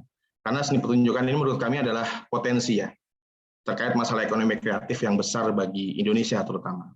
Ya. Jadi ini data yang saya dapat terkait mengenai BPS subsektor seni pertunjukan, baik tari, teater, dan musik, dan bisa memberikan kontribusi sebesar sekian persen terhadap total PDB di industri kreatif. Baik, kami juga sadar bahwa di kontribusi seni pertunjukan ini memang cukup kecil ya Bapak Ibu. Dari 17 subsektor ekonomi kreatif ini, seni pertunjukan itu hanya 0,40. Ini dari nilai tambah brutonya di tahun 2013 ya Bapak Ibu, mungkin sekarang sudah nambah ya. Itu 2,6 triliun, kita hanya 0,40. Sekupnya kecil sekali gitu ya, sekupnya kecil sekali. Bahkan waktu kami berdiri pun juga nggak memikiran gitu ya, ini gimana caranya bisa mempertahankan atau bisa bertahan dengan kondisi seperti ini. Nah, kami ada beberapa strategi di mana bisa membuat kita ini ada dan mandiri tentunya Bapak Ibu. Mandiri dalam artian begini, memang kami ada bentuk iuran ya, bentuk iuran partisipasi dari peserta kegiatan di sanggar kami. Dan kami juga mandiri karena kondisinya memang kami mencari skup pertunjukan yang lain, baik itu dari TV atau mungkin dari media-media yang lain, atau dari kegiatan-kegiatan prestasi atau kegiatan-kegiatan yang bertemakan kompetisi begitu. Nah, dan kami sadar untuk daya saing seni pertunjukan untuk saat ini itu lebih besar, itu lebih ke industri ya, itu 3,6% kebutuhannya, dan sumber daya kreatif ini di poin ke 3.1 Bapak Ibu, dan hal-hal yang terbesar itu adalah sumber daya pendukung. Sumber daya pendukung kami cukup besar, di mana saat ini kami juga sudah berdiri kurang lebih sekitar 42 tahun Bapak Ibu, dengan ya saat ini sudah menjadi member di CID UNESCO ya pada tahun 2019, dan kami berdiri tanggal 24 April tahun 1981, memiliki hampir 2.500 siswa Bapak Ibu, dengan itu sebelum pandemi ya Bapak Ibu ya, 2.500 siswa, dan mempunyai moto adalah membangun bangsa melalui seni dan budaya. Ruang lingkup usaha kami ya sama mungkin dengan Bapak Ibu, atau mungkin ada kesamaan ya, bahwa di sisi kedepannya bahwa kita seninya itu tidak hanya seni tari saja, tapi ada seni musik, seni vokal dan sebagainya gitu ya. Kalau kata bahasa orang Jawanya, yang penting cuan lah gitu ya, yang penting ada pemasukan buat kita gitu. Dan di sini ruang lingkup usaha yang berjalan di kami adalah pelatihan seni budaya dari seluruh Indonesia, penyewaan kostum, seni tari dan pakaian adat, dan entertain yang menjual produk-produk seni hasil pelatihan dari Ayu Dapala. Jadi Ayu Dapala memang sudah punya bentuk di mana kita tidak hanya menciptakan SDM, tapi kita bisa menjual atau mengentertain apa yang sudah kita punya di sana. Baik, dan kami juga tentunya sering bekerja sama dengan pihak ketiga ya Bapak Ibu, baik dari pemusik atau mungkin dari seniman-seniman taman mini atau seniman-seniman yang lain yang artinya berelaborasi dalam kegiatan entertain yang tentunya kita akan mendapatkan profit dari kegiatan tersebut. Ini beberapa cabang Bapak Ibu, jadi kita punya 38 cabang ya. Saat ini 36, jadi 2 sempat karena pandemi ya Bapak Ibu. Jadi ini 36 cabang saat ini Ayu Dapala. Nah, ini salah satu gedung latihan kami. Nah, ini gedung memang dibantu oleh Bekraf waktu itu ya. Dari hanya 1,5 lantai sekarang menjadi 3,5 lantai. Ya, ini ruangannya, dan ini adalah satu bentuk di dalamnya, dan ini salah satu gedung tempat latihan kami ya, di mana ada ruang kostum, penyewaan kostum ya. Monggo Bapak Ibu kalau memang nanti bisa berkunjung ke tempat kami. Dan ini beberapa prestasi, saya coba hanya sampaikan beberapa saja. Dan kami juga pernah mendapatkan anugerah dahsyatnya Indonesia Terdahsyat di RCTI tahun 2012 tahun 2014. Beberapa kegiatan-kegiatan yang sebelum pandemi ini, wah pokoknya luar biasa lah ya. Banyak kegiatan-kegiatan kita yang sudah sampai berjalan. Inilah yang saya ingin sampaikan terkait bagaimana eksistensi berkelanjutan sanggar seni itu di masa pandemi. Tadi kalau Pak Aton menjelaskan tentang masalah digital, kita pakai digital itu Bapak. Jadi kalau kita tidak masuk ke ranah situ, sepertinya agak susah untuk saat ini. Nah, seperti apa dan bagaimana untuk strateginya, saya akan lanjutkan. Jadi menurut Harvey Gumey, koordinator advokasi koalisi seni, berdasarkan data di Koalisi Seni per 3 April 2020, ya, kalau tidak salah ada terdapat 181 acara seni yang tertunda atau dibatalkan Bapak Ibu. Jadi akibat COVID-19 ini cukup banyak, dan ini adalah sumber yang saya ambil dari bisnis.com, ya, dengan judul kebijakan yang perlu diambil pemerintah untuk pelaku seni di tengah pandemi. Ya. Sama mungkin dengan Bapak Ibu rasakan saat pandemi, bahwa berbagai macam kegiatan, berbagai macam latihan, berbagai macam seni yang Bapak Ibu pegang pasti akan mengalami hambatan seperti yang disampaikan oleh Hafiz Gumai ini. Nah, kondisi saat pandemi Bapak Ibu, saya ini jujur-jujur saja bahwa kami mengalami penurunan siswa didik sampai 25%.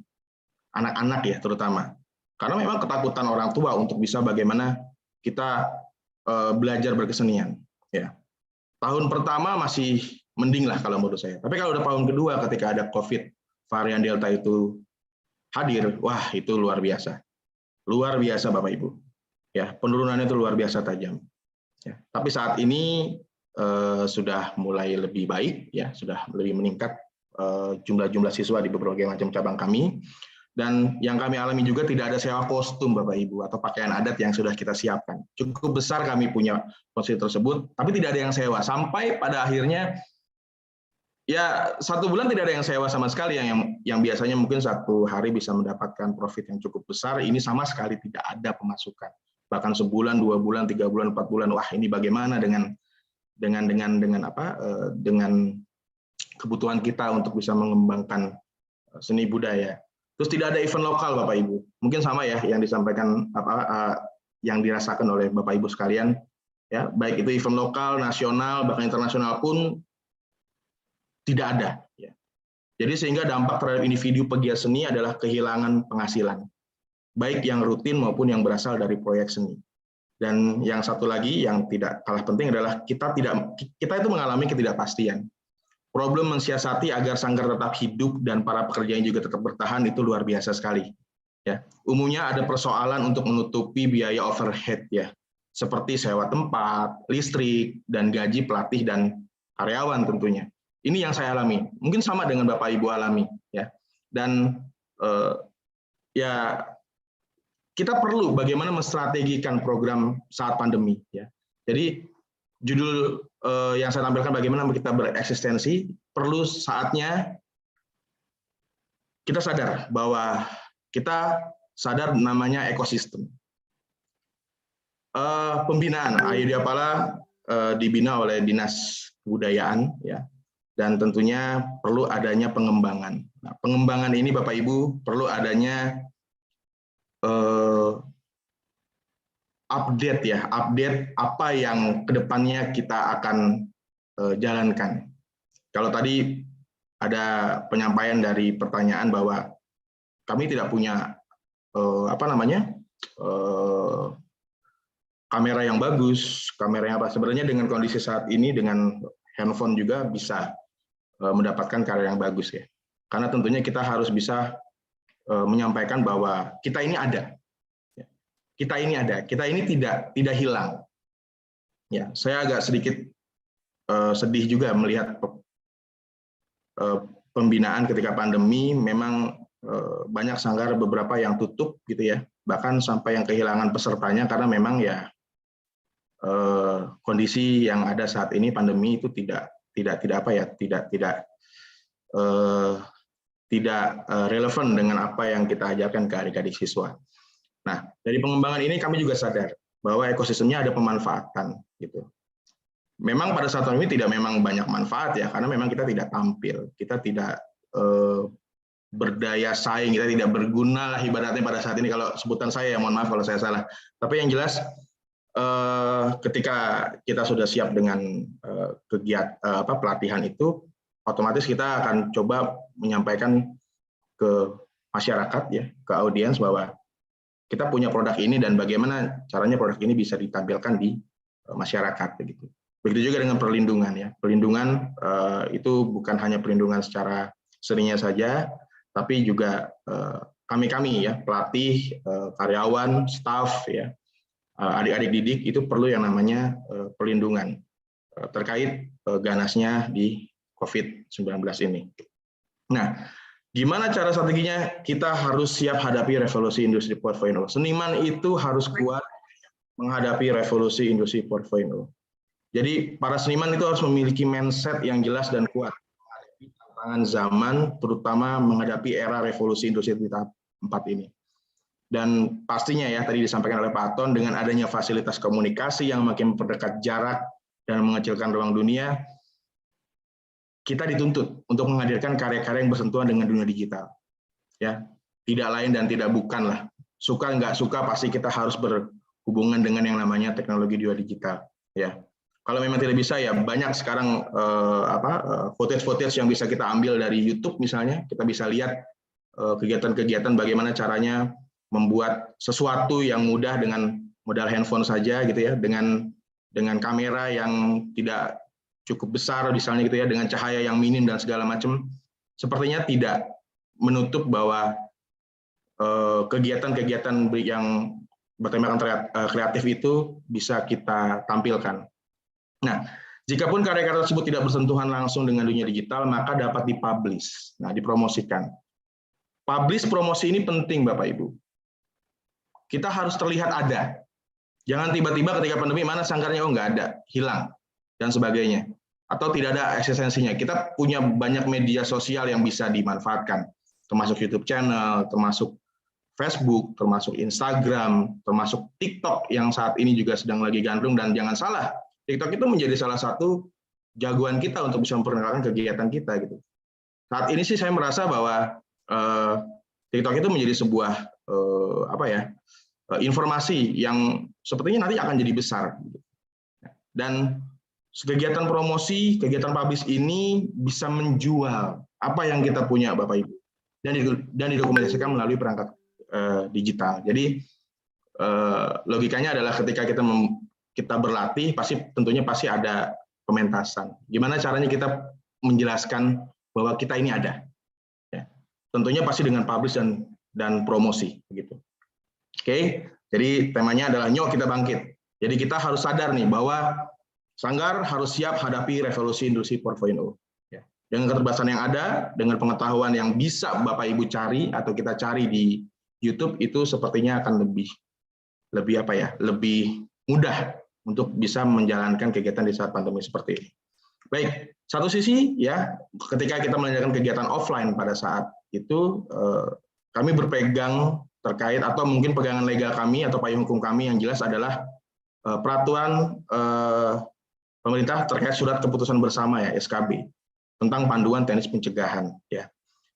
Jadi payung hukum ini jelas guna menghidupkan kembali kegiatan seni dan budaya serta ekonomi kreatif secara khusus. Jadi kami pegangan dengan ini Bapak Ibu. Ya, pegangan ini sudah kuat kami rasa karena memang dari sisi kebutuhan ya sekarang gimana caranya kita bisa hidup kalau tiba-tiba pandemi itu kita selesai dengan kegiatan berkesenian. Padahal teknologinya ada, padahal alatnya ada, padahal source-nya ada. Kenapa nggak kita laksanakan itu? Baik, saya akan coba contohkan beberapa yang kita lakukan. Jadi, ya seperti yang Bapak Ibu pernah alami, bagaimana mencuci tangan, pengecekan suhu tubuh, hanya diikuti mungkin hanya sebagian saja atau separuh jumlah anak didik yang biasa ikutan latihan. Kita siapkan nanti waktunya, ya. Terus seluruh pelatih atau karyawan kami juga untuk vaksin 2 kali, dan diharapkan beradaptasi dengan menggunakan pelindung wajah, face shield, dan masker saat berlatih, dan juga menjaga jarak aman dalam pola koreografi. Ini yang biasanya Bapak Ibu sudah menjalankan ya, saya yakin, dan sepertinya hal-hal lain yang perlu diperhatikan adalah seperti ini. Jadi pada saat pandemi ya, kami mengadakan kelas seni offline, virtual, sampai hybrid nih Bapak Ibu. Nanti hybrid itu apa mungkin saya akan jelaskan sedikit. Dan kami ketika online kita mau tidak mau, suka tidak suka, kami menggunakan online ya, seperti memakai Zoom, Google Meet atau Skype ya. Ya, tadi ada beberapa pertanyaan. Ya, kita juga bingung nih gimana pada saat di Zoom untuk ngecek pencet sana, pencet sini dan segala macam ya. Memang itu agak sedikit ribet ya. Tapi itu tantangan kita ya. Tantangan kita dan bagaimana kita menjalankan supaya kegiatan ini terus ada. Yang kedua adalah menjalankan kegiatan pelatihan ya dengan tema budaya tak berjarak. Kami mengadakan budaya tak berjarak Bapak Ibu. Ya tadi dengan teknologi tadi ya, dengan teknologi ini. terus melaksanakan kegiatan evaluasi ujian kenaikan tingkat ya, karena pasti akan terstruktur terkait masalah kurikulum di kegiatan Bapak Ibu ya, dan kami juga melakukan kegiatan evaluasi ujian kenaikan tingkat tiap semesternya, mengikuti event tari virtual. Nah, ini baik tingkat lokal, nasional maupun kegiatan kompetisi folklore luar negeri. Jadi buat Bapak Ibu ada kompetisi ikuti. Ya, kami juga mengikuti kegiatan folklore yang ada di luar negeri Bapak Ibu, yang biasanya setiap tahun mungkin kita bisa berkunjung ke beberapa negara. Di saat pandemi 2 tahun ini kita tidak berkunjung ke beberapa negara, tapi kita mengikuti kegiatan kompetisi folklore di luar negeri. Ya, nanti ada tampilannya dan alhamdulillah mendapatkan poin, ya, mendapatkan hasil yang cukup baik di kegiatan tersebut. Terus membuat event budaya internal di Ayodiapala, membuat podcast. Nah, ini membuat podcast tadi Pak Aton sudah menyampaikan bahwa podcast, ya memang podcast ini memang kita bisa share nanti di YouTube channel kita, banyak yang nonton, mendapatkan hasil yang cukup lumayan ya nanti di Google AdSense kita dan sebagainya gitu ya. Terus membuat konten-konten kreatif untuk promosi yang dipublish di channel YouTube, IG, FB dan TikTok. Ini kegiatan-kegiatan secara virtual Bapak Ibu ya, ini latihan ya di tempat rumah masing-masing ya. Ini menggunakan Google Meet atau Zoom ya. Ya, ini seperti ini. Jadi tetap terbatas, tetap sehat begitu ya, tetap ada ya. Ya walaupun ruangannya sempit, tapi kita tetap ada di sini, ya, dan beraktivitas. Ya, ini juga ada sesi untuk make up ya. Jadi memang kami ada kurikulum make up untuk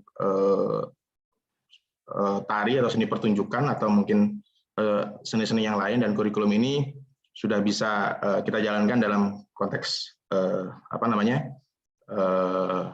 online. Ya, ini mungkin ada sedikit tampilannya. Jadi sang pelatih juga mengajarkan, nih yang paling atas ya, Puspa Desi Asono itu mengajarkan kepada adik-adik didiknya ya, terus menggunakan sound ya.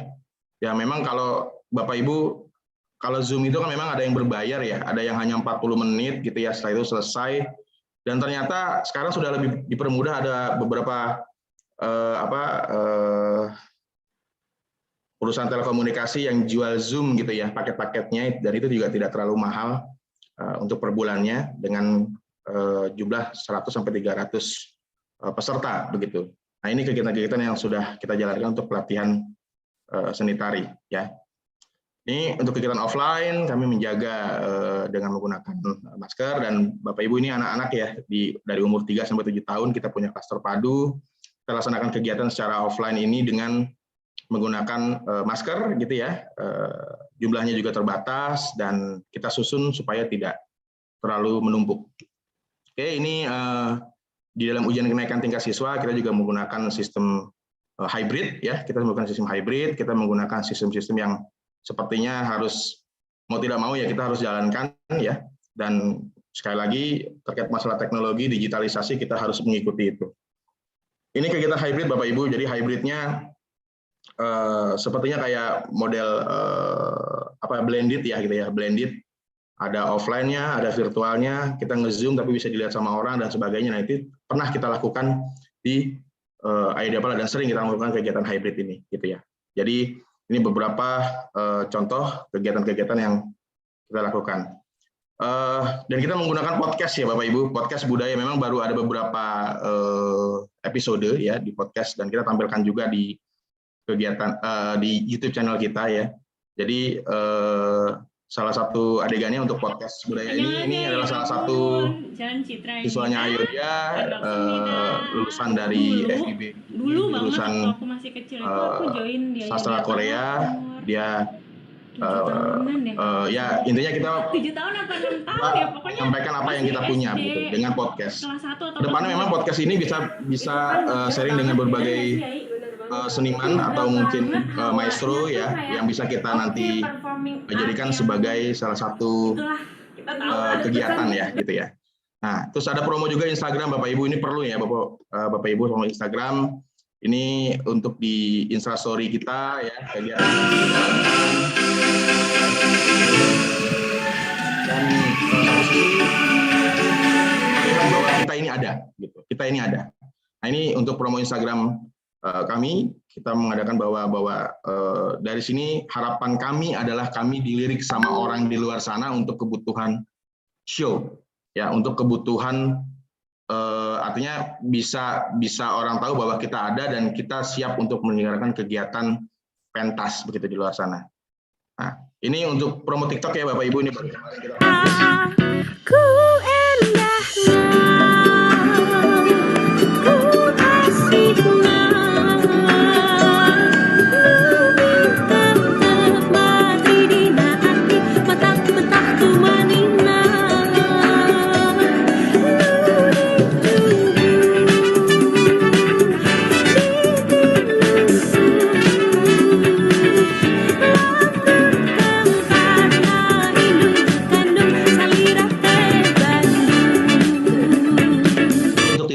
bagaimana dengan kompetisi folklore dunia ini juga pernah kami ikuti juga Bapak Ibu.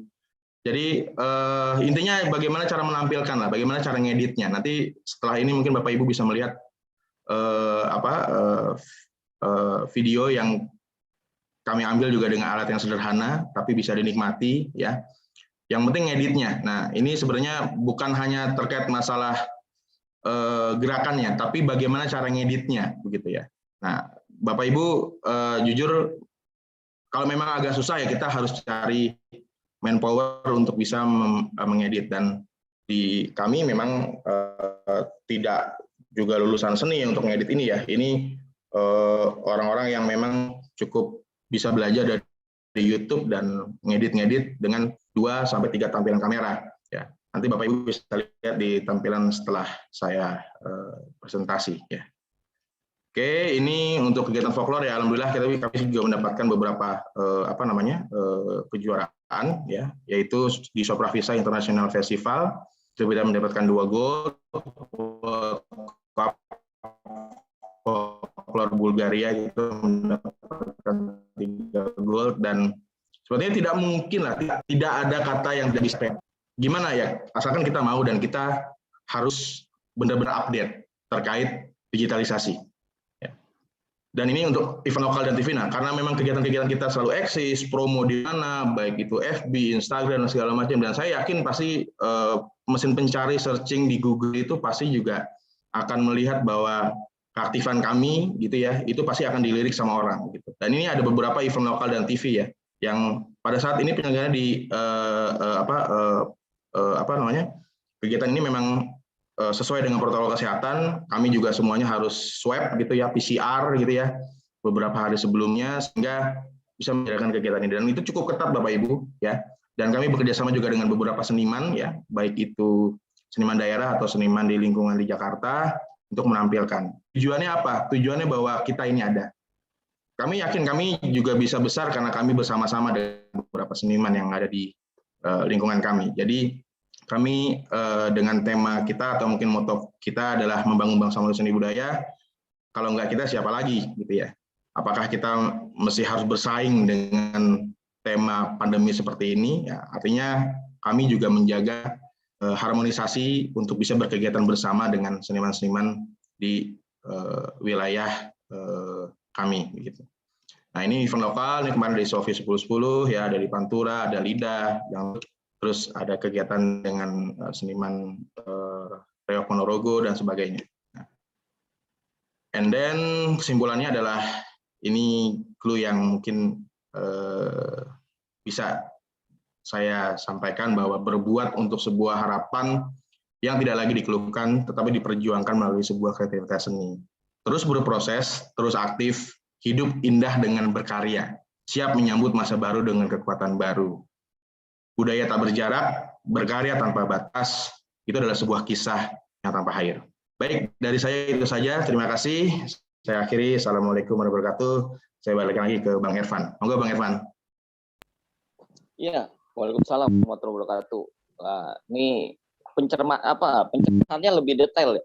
Setelah tadi kita dengar secara sisi akademis dari Mas Dr. Anton, lalu diperkuat lagi oleh Bang Denta sebagai pelaku dan juga ini sanggar ya, pengelola sanggar. Jadi ini sangat berkaitannya saya lihat webinar ini sangat luar biasa. Intinya pengetahuan dan wawasan kita, baik pemahaman untuk mempersiapkan diri di masa pandemi, juga memanage daripada pengelolaan sanggar, ini lengkap.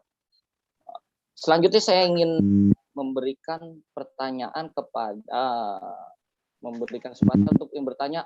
Ini kayaknya Mas Agus masih penasaran dia, atau masih berkelanjutan. Untuk waktunya Mas Agus, saya persilakan. Ya, terima kasih. Salam kenal Pak Denta. Salam budaya, salam kenal Mas Agus. Ya. Ini motivasi yang sangat bagus menurut saya. Tapi kalau dari sudut pandang dari saya, kebetulan saya pelaku teater ya, bukan pelaku tari. Ini akan berbeda dari segi kacamatanya ya. Jadi kalau tari mungkin untuk nilai jualnya mudah, Pak. Tari atau mungkin jenis-jenis kayak musik atau mungkin juga lukis itu sangat mudah untuk dijual. Sehingga kita ada sudut pandang yang berbeda dari namanya teater gitu kan. Jadi apa yang disampaikan sama Pak Denta ini memang bagus, memang kenyataannya memang seperti itu gitu loh untuk pelaku yang namanya tari gitu loh. Karena apa, untuk pelatihan lewat online pun sangat mudah gitu loh untuk tari gitu ya. Karena tari itu kan berdasarkan dari hitungan, tap-tapnya itu kan dari hitungan. Tapi kalau teater itu berbeda. Kalau kita belajar terkait dengan tata cahaya gitu, mungkin kalau pengetahuan kita akan bertambah. Gitu. Tapi untuk keterampilan tidak akan bertambah, ya. Karena di situ harus ada praktek, harus ada secara langsung kita berhubungan dengan pemateri. Tapi kalau lewat online kita belajar tata cahaya nggak ketemu. Gitu. Apalagi kita belajar dengan acting, kita harus ada lawan main untuk kita berdialog atau mungkin berinteraksi gitu ya. Karena kita juga tidak terlalu untuk pada tahap hitungan dasar dari tari itu ada hitungan sekian harus ngomong, jadi nggak ada gitu. Makanya itu hal yang sangat berbeda untuk kita di diskusi atau webinar pada hari ini, yang mungkin juga narasumbernya lebih banyak atau cenderung ke tari semua ya ini ya. Dari AZT, dari apa ini kan tari semua ya. Jadi sudut pandang seni pertunjukan yang di bidang lain saya rasa masih perlu ini untuk teman-teman panitia untuk bisa dipikirkan, karena kita ngomong seni pertunjukan memang tidak hanya tari gitu, nggak hanya teater gitu. Memang banyak seni pertunjukan baik musik, tari ataupun teater juga ada di situ. Jadi untuk teman-teman tari mungkin keberadaannya tetap ada, teater pun juga ada, nggak akan mati seni itu gitu. Ya. Cuman kualitas dan kuantitas itu yang kita pertanyakan gitu. Dengan adanya SDM mungkin tadi katanya Pak Denta itu kita bisa pakai handphone biasa aja mungkin bisa gitu ya, bisa, cuman kualitas dan kuantitas apakah memenuhi gitu. Karena teater itu berbeda, sangat berbeda. Meskipun kita lihat mungkin dari teman-teman teater yang mungkin sudah terkenal ya, yang tadi disebutkan oleh Pak Anton yang sebelumnya, teater koma dan lain-lain itu kan mungkin kalau pengambilan gambarnya bagus, iya bagus, cuman ada pandangan yang lain, apakah itu dokumentasi atau memang itu pementasan virtual, itu berbeda loh. Jadi memang ada hal yang berbeda di situ antara pementasan virtual atau pementasan dokumentasi atau pemutaran dokumentasi. Nah itu memang ada hal yang berbeda yang perlu dicamkan, perlu ditelaah dari teman-teman pemateri gitu ya. Terus di sisi lain untuk mungkin dari teman-teman tari yang mungkin bisa mudah untuk dijual, iya gitu ya, karya-karyanya mudah untuk dijual. Nah sementara di teater mungkin teman-teman juga tahu juga teater koma, teater apapun yang teater besar yang sudah disokong oleh mungkin dana dari pemerintah, dari sponsor, itu pun terkadang nilai dari bahasa apa namanya, untuk bayaran dari seorang seniman, mungkin dari pemain atau apa, itu mungkin berbeda juga dengan tari gitu. Karena apa, di teater itu banyak kan misterius gitu. Tidak hanya permainannya aja yang misterius gitu, tapi juga amplopnya juga misterius gitu. Nah, kita tahu, kita teater besar pun kita dikasih amplop gitu ya sama di manajemennya, itu nggak berani kita buka langsung gitu loh. Karena apa? Dan kita juga nggak berani masuk ke toilet gitu loh. Karena takutnya kita ada perhitungan, kita masuk toilet seakan-akan mau buka amplopnya isinya berapa gitu. Jadi kita sampai pulang ke rumah itu baru kita buka, oh isinya sekian.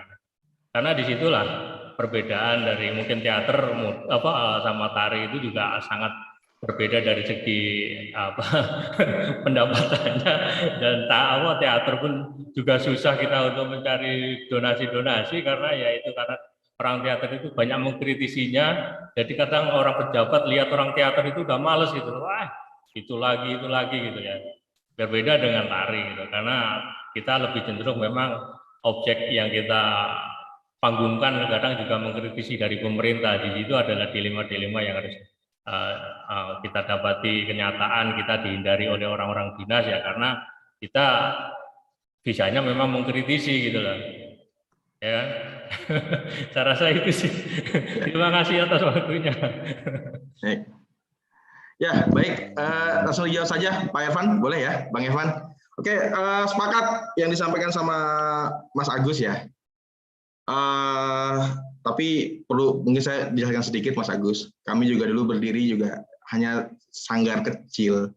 Ayodia itu kecil, dengan basis itu hanya tari Jawa aja, Mas Agus. Hanya tari Jawa. Tapi kita ngelihat di sini adalah peluang, begitu Mas Agus. Jadi ya saya memang bukan ahli teater memang, tapi dari sisi kita melihat terkait peluang.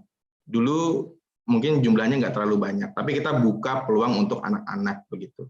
Anak-anak yang dari umur 3 sampai 7 tahun dengan kegiatan tarinya itu kita tidak hanya tari Mas Agus, ada tari, ada musik, ada vokal, sama ada modeling.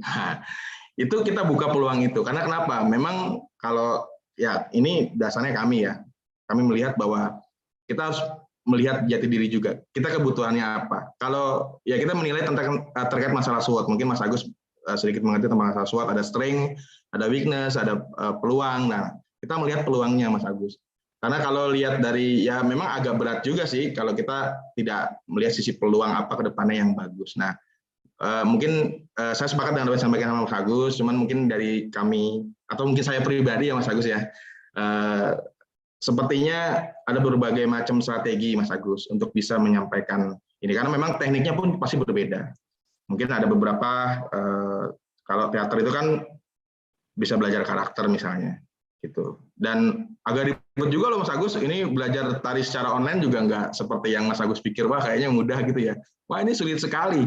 Seriusan nih sampai sulitnya sampai 1 bulan 2 bulan tuh kita menyiapkan konsep ya, sampai ujian kenaikan tingkat aja yang kita sudah kurikulum 6 bulan sekali itu kita menyiapkan konsep ini gimana caranya supaya kita bisa berjalan, bagaimana kita tidak menumpuk di sana dan segala macam.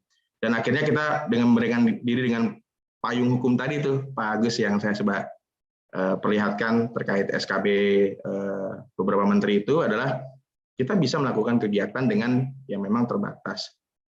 Ya, tapi saya sepakat dengan Mas Agus, memang kita berbeda ya. Genrenya berbeda nih Mas Agus. Jadi memang seperti ya ini hanya sharing-sharing aja sih Mas Agus. Memang kebetulan kegiatan kami kita gimana caranya mengatur strategi lah sampai kita ini ada. Ya. Pastinya kalau kita eksis ada, kita kegiatan dan beberapa teman-teman teater yang berteman di IG-nya Ayodia itu juga tetap eksis Mas Agus untuk berkegiatan teater gitu ya, walaupun memang dengan terbatas waktunya gitu ya, terus masalah pendanaannya bagaimana dan sebagainya. Nah itu saya pikir kita harus melihat peluang ke depannya nih gimana nih, apakah harus merubah strateginya apa gimana, itu memang harus perlu diulik sih Mas Agus. Itu nggak bisa dengan yang namanya teori sih, memang harus diulik gitu. Mungkin mohon maaf kalau ada yang kurang-kurang Mas Agus, tapi dari saya mungkin seperti itu. Terima kasih Bang Irfan. Pak Irfan bisa menambahkan Pak Irfan? Pak Irfan, maaf. Pak Irfan bisa menambahkan? Boleh sedikit, Mas.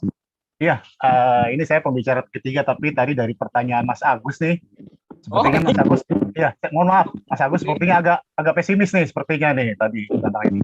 Padahal sebetulnya di dunia tadi pertunjukan ya, mungkin Mas Agus pernah tahu Ali Bata ya di YouTube ya. Ali Bata tuh supir forklift, dia main gitar, penontonnya malah sampai gitaris dari Yes sampai tanya ke dia gitaris luar, dan penonton YouTube-nya tuh puluhan ribu.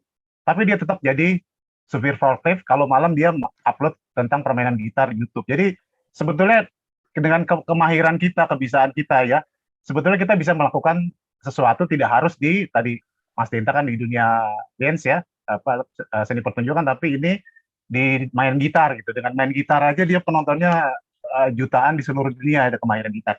Juga ada di Salihare untuk teater, Salihare rutin muncul juga di YouTube ya.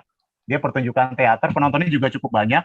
Terus juga Bagong Kussudiharjo dan lain-lain. Jadi sebetulnya Mas Agus nggak perlu pesimis. Terus juga peralatan, tadi Mas Agus bilang peralatan handphone kurang bagus. Saya sebagai praktisi menggunakan handphone untuk pekerjaan saya. Kadang-kadang kualitasnya hampir sama dengan kamera-kamera DSLR, malah lebih dengan kualitas handphone ya yang sekarang mungkin harganya juga nggak terlalu mahal, dengan kualitas yang mungkin udah sekelas DSLR. Jadi kita sekarang menggunakan hal yang murah meriah juga.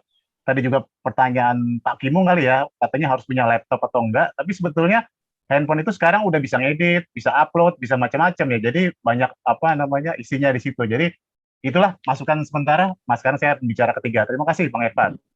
Ya, terima kasih Denny. Nah, ini langsung sebagai praktisi mungkin ya, Kang Denny juga merasa ingin memberitahukan supaya jangan jangan pesimis. Nanti di sesi ketiga akan lebih detail lagi ya Kang ya. Untuk penanya selanjutnya, wah tadi baru disampaikan tuh sama Kang Denny. Ada Bang Kimung Sekonjor, izin bisa mendengar? Mohon izin Bang Kimung. Siap Bang. Nah, silakan Bang. Ya baik. Terima kasih Bang Agus, Kang Denny, Pak Moderator, dan Bang Jody ya. Denta. Oh Bang Denta ya, izin. Jadi mungkin gini Bang, saya masuk ke ranah ini ya karena Bang Denta tadi bilang kita sharing gitu ya. Jadi saya mau coba agak sedikit memberikan pandangan gitu ya. Saya di wilayah Joglo, Kecamatan Kembangan, kebetulan saya memimpin Sanggar Sekojor, yang mana sanggar saya itu sudah ada sejak tahun 1828. Sanggar tradisi budaya Betawi yang ranahnya itu awalan itu kita hanya di dunia silat, Bang. Permainan pukul Betawi. Dulu disebutnya enggak silat ya, tapi permainan pukul Betawi. Dari situ saya menambah pengalaman saya ke dunia pertunjukan, yaitu lenong. Saya banyak belajar sama almarhum Haji Nori, saya banyak belajar dengan almarhum Ayah Madi, lalu saya banyak belajar juga sama keturunan Kong Jiun, yang ada Bang Sabar, ada Baba Haji Mandra, ada Ayah Atin, almarhum Babantong Kisam, terus lagi Majid Tona, semua seniman Betawi. Saya pengen bisa gitu. Dari mulai saya main silat, masuk ke ranah seni pertunjukan lenong. Akhirnya saya banyak belajar dengan para seniman-seniman budaya Betawi yang ada. Alhamdulillah saya dapat. Yang tadinya saya nggak kepikiran saya bisa main lenong, oh ternyata saya jadi pemeran main lenong. Di situ saya ada rasa bahwa sanggar saya punya peningkatan. Sampai saya disebut-sebut Kimung Sekojor, seperti itu. Dan alhamdulillah prestasi kita juga cukup lumayan ya baru batas penghargaan dari Kementerian Kemendikbud ya, di mana saya punya cerita lenong itu yang nuansanya nasionalis. Salah satu judulnya adalah Sorban Merah dan Benda Pusaka. Nah, itu mendapatkan penghargaan dari kementerian. Nah, setelah saya merambah ke dunia seni pertunjukan, saya mau nambah lagi nih, gimana caranya saya juga bisa memiliki kemampuan anak-anak saya untuk bisa memberikan sajian pertunjukan seni musik gambang kromong. Yang unsurnya juga unsur jadul gitu ya, zaman dulu, tradisi ya. Belum dulu itu kan nggak ada alat-alat musik elektronik ya, hanya 6 gambang kromong gong teian kecrek dah, ada 6 alat. Akhirnya saya bisa memberikan seni pertunjukan gambang kromong juga, belajar sama keturunannya Baba Jali Jalut. Ada Bang Firman, ada Bang Burhan, ya, ada Bang Andi Pandul, ada Bang Andi Mamit, ada Bang Andi Kubil, terus lagi termasuk Ayatin, Bang Tong itu maestro musik, seni pertunjukan dan tari. Tapi memang gini Bang Denta, kalau boleh ya, saya mau bertanya, apakah Bang Denta pernah mengadakan giat turun ke silaturahmi ke sanggar-sanggar tradisional ya, khususnya Betawi ya, karena kan kita Jakarta, Provinsi DKI pasti identik dengan yang nuansanya kebetawian. Apakah pernah turun ke sanggar-sanggar yang mungkin bisa memberi satu masukan dan wejangan berdasarkan pengalaman Bang Denta? Kedua, saya hanya kasih pandangan. Saya punya murid itu 279, bubar Bang. Bubar. Yeah. Itu yang nggak berbayar Bang, gratis. Karena apa? Kejadian di lapangan ketika ada kita mau bentuk pelatihan, karena skup sanggar-sanggar juga saat ini terbatas. Sehingga ada wilayah yang memang Bang jangan bikin kerumunan, ini lagi pandemi gini-gini, akhirnya sekali 2 kali nggak latihan bubar. Sampai sekarang Bang udah 2 tahun bubar, paling latihan kita doang berenam. Itu yang nggak berbayar Bang, gratis. Harusnya kan lebih kuat gitu ya. Lalu kejadian di lingkungan juga beda. Nah, terus mungkin kata saya 80% ya sanggar-sanggar yang memiliki surat-surat dan berkas-berkas yang sifatnya perlindungan dari pemerintahan, Kemenkumham, tanda daftar dan lain sebagainya. Banyak yang belum punya juga Bang. Banyak yang belum punya. Mungkin nanti Bang Denta bisa kasih arahan dan masukan lebih mengarah bagaimana caranya orang bisa seperti kayak Bang Denta yang strukturalnya bagus, terus muridnya juga bagus, bahkan sampai ke luar negeri Bang. Di pesilat ya tradisional sih sejauh ini saya memandang belum ada yang pernah dikirim ke luar negeri Bang. Apalagi lenong gitu dibawa ke luar negeri, belum pernah. Tapi mungkin ada masukan dari Bang Denta bagaimana caranya yang udah terkonsep bagus, saya bisa belajar sehingga tradisi budaya Betawi bisa digendong. Bukan hanya seni tari aja yang bisa sampai ke negeri luar, tapi dari unsur lain ya kayak silat, terus lenongnya, terus lagi topengnya, terus lagi topeng pernah dipertunjukkan sama Bang Udin Kacrit ya, waktu itu di mana itu kita dapat juara 1, keren banget Bang Udin Kacrit tuh. Tapi sekali Bang, kita pengen seniman-seniman itu di Betawi terus aja bisa berangkat terus gitu dan berkolaborasi kalau versinya narasumber yang pertama gitu ya, sehingga bisa kayak orang main bola yang nggak bisa main bola 7, yang bisa ada 3. Nah, yang 7 itu bisa jadi ikut bisa tuh Bang. Jadi berpengaruh. Nah, saya pengen berpengaruh sampai kayak Abang. Mungkin itu aja Bang. Terima kasih. Terima kasih. Bang Gimung. Langsung dijawab aja Bang Evan. Boleh ya? Oke. Bang Evan. Bang Kimung. Siap. Saya siap sharing lah. Saya siap sharing kalau memang ada waktu gitu ya. Dan nggak usah khawatir Bang Kimung. Kalau mau nanti kita ngobrol-ngobrol bukan hanya di event besar ya, event-event kecil, ngopi bareng lah, atau mungkin kalau mau di PPSB misalnya gitu ya, bisa kita sharing-sharing. beberapa kali juga diundang juga oleh dinas begitu ya untuk bisa menyampaikan. Saya ada beberapa strategi sih sampai kita bisa kuat begitu ya. Tidak hanya masalah menciptakan seni yang baik misalnya begitu ya. Dan saya pikir juga kalau seni yang baik pasti teman-teman sudah luar biasa lah ya. Dan saya pikir harus ada beberapa konsep. Saya punya ada strategi 8 konsep untuk bisa kita kuat gitu sampai kita bisa menjadi entertain begitu ya. Kan sementara kan abang kan mungkin latihan terus ya bang, tapi kagak pentas-pentas nih gitu ya. Jadi orangnya pada kabur semua begitu kan. Nah ini kan gimana caranya eksis kan begitu. Kan poinnya seperti itu ya gitu ya Pak Dene. Jadi kadang memang kesulitan dan mungkin berbeda ya Bang Kimong. Kalau Bang Kimong mungkin gratis. Kalau saya berbeda Bang Kimong. Paling murah itu 250.000 Bang Kimong. Di Ayodi apalah itu. Ya. Dan Kimong itu banyak banget dicari sama orang ya. Karena kebutuhan-kebutuhan baik dia nanti sekolah, baik nanti dia masuk ke sesi yang lebih tinggi lagi itu pasti akan dibutuhkan ya. Karena pasti ada sertifikat dan segala macam dan jadi sebuah kebanggaan lah.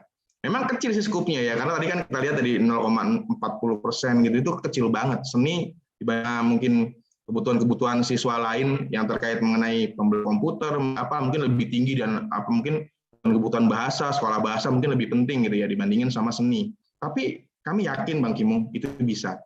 Nah, artinya kita harus melihat peluang Bang Kimong. Dan saya pribadi ya ayo dia akan lebih senang kalau nanti ada sesi-sesi yang nggak mesti besar juga Bang Kimong. Kapan yuk kita ngobrol, kita direct sampai nanti ada beberapa mungkin ada pengetahuan kami ketika kemarin kami dapat banper ya dari Bekraf gitu ya, kegiatan-kegiatan yang sifatnya hibah begitu ya, atau kalau gimana caranya untuk bisa mendapatkan surat menyurat pendirian begitu ya, pendirian komunitas lah gitu kan. Itu kan sebagai salah satu syarat tuh, misalnya banyak sekali seniman tuh yang nggak punya begituan tuh Bang ya, artinya surat menyurat pendirian komunitas karena nanti akan nyangkut paut terkait masalah rekening Bang gitu kan. Jadi kalau perusahaan-perusahaan tuh nggak mau pakai rekening pribadi Bang, nggak mau, dia harus pakai rekeningnya ya rekening sanggar kita gitu. Kalau abang punya sanggar sekojor ya rekeningnya sekojor. Nah tapi kan buat dapat rekening itu kan mesti harus punya akte lah atau mungkin apa yang sepertinya itu tidak besar ya. Sepertinya kalau kita mau jalan sendiri ya Bang, maksudnya kita ke notaris dan sebagainya. Nah saya siap Bang, kapan nanti abang bisa undang saya atau Ayodia nanti ya, mungkin nanti difasilitasi oleh dinas, monggo intinya sampai mengarah sana. Dan kami juga sering berelaborasi juga dengan Bang Firman, itu kan kebetulan kalau Bang Firman dari Jali Putra itu kan memang seumuran sama saya ya. Dari kecil tuh saya juga belajar seni juga Bang, gitu. Saya juga dengan Bang Burhan, terus kemarin juga kita kolaborasi juga dengan Bang Udin Kacrit ya, dan beberapa seniman-seniman lain Bang. Jadi memang beberapa tarian kita juga dibantu oleh Bang Udin Kacrit untuk bisa kita tampil ya, sampai kemarin tarian Ayo di Apalah juga dibantu oleh beliau gitu. Jadi memang nggak bisa sendiri Bang, di seni itu kita bisa sendiri, kita mesti harus berelaborasi dengan seniman-seniman lain karena kebutuhannya misalnya contoh dengan misalnya ada kebutuhan Ayo dia punya seni ini nggak gitu ya, oh ya udah nanti saya coba akan informasikan dengan beberapa seniman lain berkenan nggak untuk bisa tampil di TV misalnya dan segala macam gitu ya, pasti seperti itu Bang Kimong. Dan ya intinya strateginya kembali ke strategi Bang Kimong terkait masalah pelatihan tadi yang disampaikan oleh Pak Denny pembicara ketiga, ya jangan pesimis lah, memang kondisinya begitu. Kami juga kemarin kalau nggak bisa ngatur strategi pasti habis Bang, peserta kami pasti habis. Itu 25% turun Bang Kimong, jadi cukup menyeramkan juga itu ya. Tapi alhamdulillah sekarang sudah mulai percaya, ya mudah-mudahan ke depan bisa offline ya gitu Bang Kimong. Mungkin dari saya itu Pak Irfan, Bang Kimong, semoga berkenan. Nanti panggil-panggil aja, kontak-kontak kita ngopi bareng ya Bang Kimong. Ya, alhamdulillah jawaban dari Bang Denta nih. Intinya silaturahmi siap ya Bang Denta ya. Poinnya siap. Jadi Bang Kimong juga jangan merasa sendirian. Kita semua nanti bareng-bareng.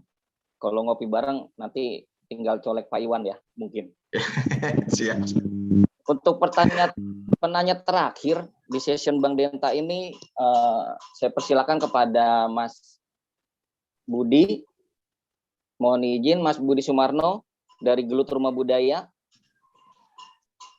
Ya, Assalamualaikum. Terima kasih nih. Ya. Buat Mas Evan, suara saya kedengaran? Alhamdulillah, kedengaran Mas Budi, kedengaran. Oh ya, terima kasih nih, acara bagus sekali.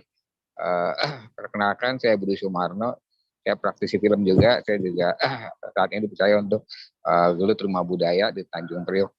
Ini menarik ya buat Mas Denta yang bukan dari bidangnya tapi sudah masuk ke dunia industri itu.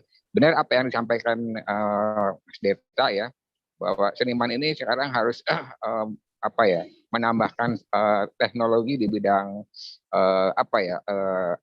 yang sekarang ini ya, IT-nya. Jadi ketika ada hal-hal yang baru bisa langsung mengikuti perkembangan. Nah, saya kebetulan di film ketika masa pandemik ya itu kan tidak boleh bertemu ya. Nah, kita itu membuat film, kebetulan saya juga pegiat disabilitas. Jadi saya membuat film tentang inklusi disabilitas. Jadi saya mengajarkan teman-teman disabilitas, saya bukan bertanya tapi ingin menambahkan informasi aja ya buat menguatkan buat pada teman-teman seniman. Jadi saya memotivasi lah sebenarnya ya buat teman-teman disabilitas itu, mereka membuat film sendiri di rumah yang memegang kameranya itu dari keluarganya, dari anaknya gitu ya. Nah, benar tadi kata Mas Denta bahwa kita sekarang sudah ada Android. Di Android itu sudah banyak aplikasi-aplikasi yang bisa dipergunakan menjadi kamera DSLR ya. Kemudian banyak juga aplikasi-aplikasi editing yang mudah. Jadi kita jangan takut dengan teknologi. Jadi lakukanlah gitu ya. Jadi kalau mungkin berpikir, waduh, saya tidak punya pengetahuan tentang mengedit, saya tidak punya pengetahuan tentang kamera, gitu kan. Intinya bahwa ambillah gambar, yang penting tidak goyang, ya itu aja gitu. Jadi lakukanlah dalam kondisi sekarang. Jadi saya punya, mungkin bisa dilihat di YouTube ada inklusi film. Itu film itu dibuat oleh teman-teman disabilitas di rumah. Yang memang proses editnya hanya kita yang edit. Jadi mereka di rumah dari Palembang, dari Surabaya, dari Depok, mereka membuat film sendiri, mereka menceritakan tentang mereka, kemudian kita edit, kemudian menjadi suatu rangkaian. Nah ini saya ingin memberikan motivasi buat teman-teman, misalkan tadi ingin memberikan kelas menari. Jadi berikan instruktur bagaimana cara menari, direkam dengan video, kemudian dieditlah, nanti dituangkan dalam membaca puisi apa. Jadi saya hanya ingin menambahkan saran buat teman-teman seniman supaya tetap semangat, tetap ini. Jadi terima kasih nih untuk dinas memberikan kegiatan ini. Memang kita harus sering berdiskusi bagaimana memanfaatkan ini. Juga kalau misalkan ada teman-teman yang ingin bagaimana sih cara membuat film untuk kesenian, saya siap menjadi narasumber. Ya, kita saling sharing-sharing aja. Itu aja, terima kasih dari saya, tetap semangat. Kebetulan saya lagi ada di Bandung, lagi ada kegiatan dengan kementerian, tapi acara ini saya luangkan waktu untuk keluar,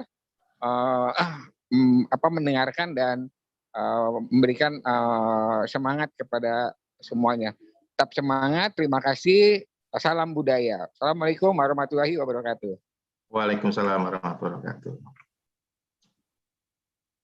Ya, Bang Ervan, kayaknya masukan yang bagus dari tadi dari Mas Budi Sumarno ya. Saya ya memang harus ngulik sih ya kalau tadi berbicara tentang masalah teknologi tadi. Jadi banyak beberapa event-event memang kegiatan yang sekarang ini karena keterbatasan peralatan dan segala macam, ada beberapa event-event yang memang bisa diikuti oleh teman-teman. Artinya sekarang sudah banyak lah ya aplikasi-aplikasi yang bisa digunakan ya, baik dari Android atau iOS, yang sepertinya lebih mempermudah lah Bapak Ibu untuk promosi untuk kegiatan-kegiatan seninya. Mungkin dari saya itu saja. Terima kasih, Bang Ervan. Terima kasih. Satu nuhun Kang Denta nih, masukannya luar biasa, sharing pengalaman ini yang diperlukan, artinya untuk menambah motivasi kepada teman-teman yang lain. Sifat dan sikap optimisme harus kita tumbuhkan di masa pandemi ini. Jadi jangan pernah ragu, jangan pernah kita merasa putus asa dengan kondisi kita yang ada, justru maksimalkan. Kalau ada beberapa ini saya mungkin petik beberapa nasihat, bilang mulailah dari apa yang kita miliki. Jadi jangan melihat dari apa yang mereka inginkan. Untuk session ketiga ini pelengkap. Saya bilang kenapa pelengkap? Karena dari awal sampai akhir banyak yang bertanya tentang bagaimana menggunakan atau memberikan bentuk suatu produk seni dan budaya, tapi alatnya nggak ada. Nah, ini tepat sekali. Kang Denny Yuryadi SN dengan judul Pemanfaatan Seni Budaya Pertunjukan Melalui Media Sosial pasti akan mengupas, dan untuk waktu kami persilakan Kang Denny izin. Oke, Mas Ervan, terima kasih atas dikasih izinnya untuk bicara. Assalamualaikum warahmatullahi wabarakatuh kepada semua bapak-bapak yang dan ibu-ibu, saudara-saudara yang ikut di acara ini. Saya lihat ada 215 nih yang ikutin kita nih. Agak turun sedikit tapi nggak apa-apa, tapi pasti banyak ya. Terus juga Mas Denta sebagai narasumber, Pak Ato, dan pada penanya-penanya lain ya. Oke dah, apa namanya, kita coba memberikan sedikit inspirasi sama semangat ya. Tadi soalnya kadang-kadang banyak yang agak pesimis nih setelah pandemi itu, sepertinya semua orang pesimis. Gimana nih? Tadi Pak Kimung bilang 200 anggotanya yang berdiri sejak 1828 tuh, berdiri sejak zaman Pak Pangeran Diponegoro tuh. 1828 tuh kan perang Diponegoro tuh. Jadi sudah lama banget, sanggarnya tiba-tiba tutup setelah ada pandemi dengan 200 orang nggak pernah datang lagi. Nah, itu memang dilematis ya, seni-seni pertunjukan yang mengadakan pertunjukan, terus karena nggak boleh pertunjukan, nggak boleh kumpul, ya tutup. Nah, tapi kemarin tadi Mas Denta memberikan alternatif gimana kita survive di masa pandemi. Tapi saya berikan sedikit semangat ya. Ini di Facebook ini menurut riset tahun 2020 itu pengguna Facebook tuh di Indonesia tuh ada 140 juta orang. Itu bayangin 140 juta orang tuh ya yang pakai Facebook, yang sebetulnya kita bisa pakai untuk sarana promosi. Dan pengguna Facebook di seluruh dunia ada 3,3 miliar orang. Jadi itu baru salah satu media sosial atau bentuk digital, belum Instagram, belum yang lain-lain yang sebetulnya itu bisa tempat untuk mensupport kita dalam kondisi buat promosi dan lain-lain ya. Juga sebetulnya sebelum pandemi itu orang sudah menggunakan digital ya sebetulnya. Bukan karena sekarang aja, karena ada pandemi orang nggak bisa kemana-mana, orang nggak bisa berhubungan kalian, akhirnya digital memang tumbuh besar setelah pandemi ini. Orang akhirnya suka nggak suka menggunakan digital di rumah atau alat-alat komunikasi mereka untuk berkomunikasi. Tapi sebelum itu udah banyak orang menggunakan digital untuk istilahnya untuk kalau seniman suka nggak suka kita cari uang juga lah, cari cuan lah istilahnya. Kalau anak-anak milenial sekarang kita cari cuan, kita nggak bisa bohong ya. Dan ternyata di dunia seni orang udah melakukan itu udah lama. Saya malah belajar dari anak saya, dari teman-temannya yang anak milenial ya, orang-orang mahasiswa dan lain-lain. Mereka udah jual seni grafis, terus seni lukis dan lain-lain tuh di namanya aplikasi Fiverr. Aplikasi Fiverr itu mereka semacam aplikasi ya, yang kita daftar kayak Shopee, kita bisa menjual barang-barang kita. Misalnya kita nggambar di rumah tuh, kita mau tawarkan ke orang lain, dan itu pembeli kita banyak, terutama yang kalau anak-anak milenial tuh, anak-anak ABG tuh, anak-anak SMP, SMA gitu kan, kuliahan tuh, barang-barang animate. Dan ternyata orang-orang Indonesia itu cukup diakuin ya kemampuannya, karena mereka itu bisa menjual barang-barangnya di luar negeri. Nah, kalau kita lihat banyak film-film animasi di luar negeri itu sekarang memakai para desain grafis Indonesia untuk ikut karena pembuatan animasi kan harus banyak orang. Nah, mereka menggunakan tenaga-tenaga animator dari Indonesia. Jadi sebetulnya dengan di rumah pun kita bisa kerja, dan itu udah dilakukan dari zaman dulu ya. Ada beberapa film, kalau nggak salah beberapa film Walt Disney itu animatornya orang Indonesia, atau film Batman ya. Batman itu animatornya orang Indonesia. Nah, itu memang kemampuan orang Indonesia untuk teknis juga diakuin. Terus juga tadi kalau kita lihat apakah hanya berbentuk ini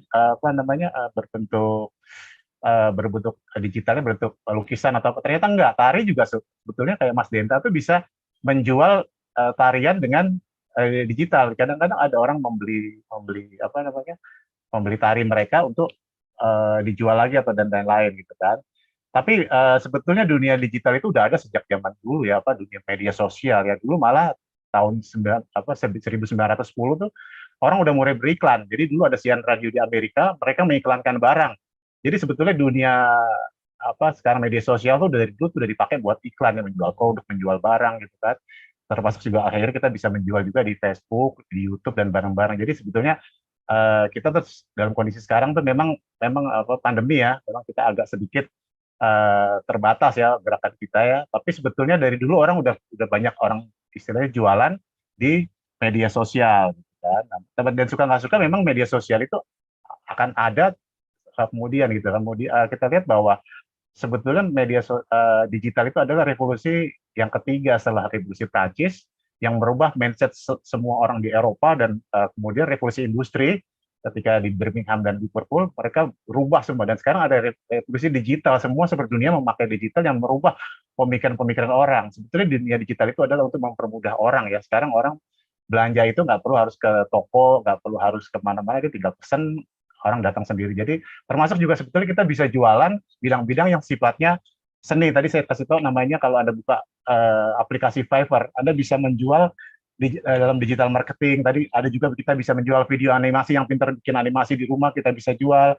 Terus kita bisa jual tadi Mas Agus tuh musik kita bisa jual. Kita bisa bikin musik, bikin lagu di rumah, kita rekam, terus kita tawarkan. Ada nggak mau beli musik kita? Siapa tahu dipakai untuk ilustrasi film, ilustrasi konten dan lain-lain. Terus juga kita bisa bikin program, terus bisa lifestyle dan lain-lain. Jadi semua sebetulnya di dunia digital ini kemungkinan bisa kita lakukan tanpa harus ada pandemi. Sebetulnya tanpa pandemi ini digital udah ada sejak zaman dulu. Tanpa pandemi 10 tahun, 15 tahun lalu orang udah jagan. Kita aja baru merasa, wah setelah pandemi kita nih harus digital nih, harusnya enggak. Digital udah ada, udah lama ya. Udah dilakukan orang. Kita aja mungkin agak baru kaget setelah kita nggak bisa kemana-mana, nggak bisa ketemu orang, nggak bisa ngopi bareng, nggak bisa nawarin barang, baru digital. Nah, makanya memang untuk orang-orang sekarang tuh kita harus harus paham teknologi. Makanya dunia digital itu sebetulnya diramalkan oleh Aplin Toffler.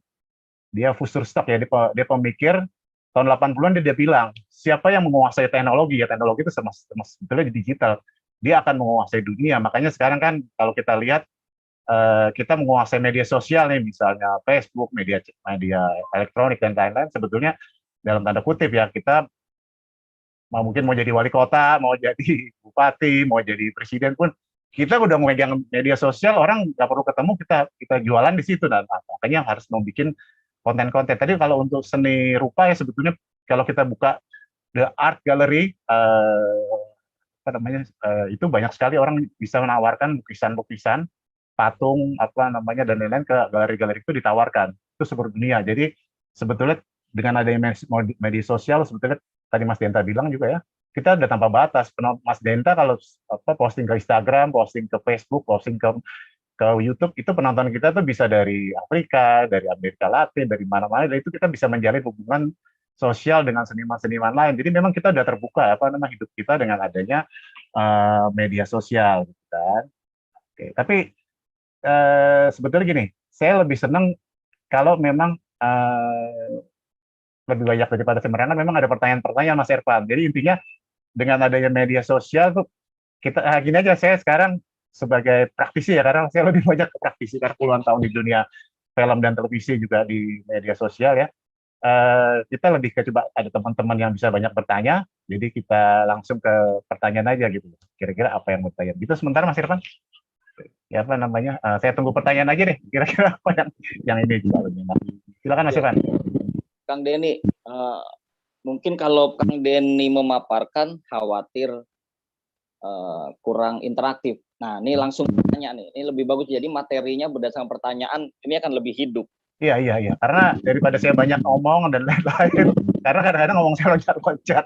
Biasa saya megang kamera, jadi sutradarain atau nulis skenario, lebih ke orang lapangan lah saya. Jadi lebih selama ini. Tapi kalau kemarin kita makanya gini, ketika diajarkan webinar ini kan tadi ada pertanyaan-pertanyaan, gimana gunain kamera handphone, gimana kita pakai peralatan dan lain-lain, gimana misalnya gerakan dasar kamera, gimana close up, panning kiri, panning kanan, itu kan teknis ya.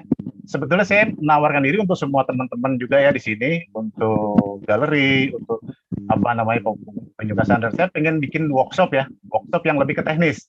Jadi mereka nanti bisa diajarkan cara mengambil gambar. Tadi juga ada yang tawarkan, editing kan susah tuh, editing gimana? Enggak, kita bisa bikin editing. Saya bisa ngajarin orang editing 1 jam, mereka udah bisa ngedit dengan KineMaster gitu, yang di handphone gitu kan. Tadi Mas Agus bilang, wah agak susah nih. Enggak, 1 jam orang bisa ngedit. Ya, karena sebetulnya teknologi itu gampang. Kita kasih, tapi yang penting harus praktek, harus kita ketemu, kita coba, kita ini saya ada teman tim yang bisa ngajarin. Kemarin kita ngajarin di Galeri Nasional sama di Angkatan Laut ya, itu macam-macam pesertanya tuh. Ada yang tadinya mereka nggak terlalu antusias, tapi kemudian setelah kita ajarin edit, kita ngajarin cara syuting, pengambilan gambar, mereka evaluasi, mereka senang tuh. Itu 1 hari mereka udah bisa syuting, cuma nggak tahu apakah mereka lanjutin atau apa, termasuk edit, termasuk mereka bisa upload.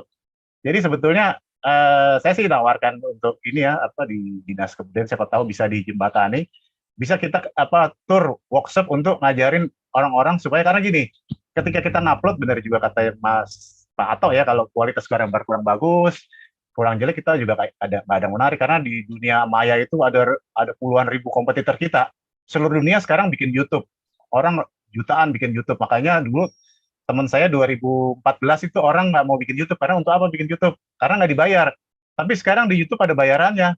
Teman saya pernah dapat 1 bulan 20 juta, bayangin tuh gaji siapa 20 juta setelah channel YouTube-nya yang nonton banyak banget. Tapi kemudian sekarang menurun, karena banyak orang sekarang di masa pandemi ini, orang semua bikin YouTube. Semua orang dari pejabat, artis, semua orang bikin YouTube. Jadi kompetitor kita banyak. Nah, sekarang gimana supaya kita bisa masuk celah di situ gitu kan. Tapi yang penting adalah kualitas ya, kualitas juga perlu dibikin ya untuk editing dan lain-lain. Karena kalau tadi kok handphone saya jelek nih, sebetulnya handphone sih standar-standar aja sih ya, tapi kan kadang-kadang pencahayaan kita, kadang-kadang cahaya kita kurang bagus karena kita backlight. Jadi teknik-teknik sinematografi perlu diajarkan, dan saya sih siap sedia bantu untuk workshop sih ya buat teman-teman sanggar-sanggar biar mereka nanti uploadannya lebih bagus. Sementara gitu Mas Ervan, tapi ada pertanyaan-pertanyaan yang lebih senang sih, kelihatannya biar interaktif gitu. Silakan. Kang Denny, Nun, ini Gayu bersambut Kang, dan yang bertanya adalah Mas Agus. Monggo Mas Agus, biar lebih lebih serak nih. Jadi nanti setelah webinar jadi ke bawah mimpi ya Mas Agus. Silakan Mas Agus. Ya, terima kasih Pak Denny. Terima kasih atas waktunya. Sebenarnya saya bukan masalah pesimis, sebenarnya bukan pesimis saya Pak.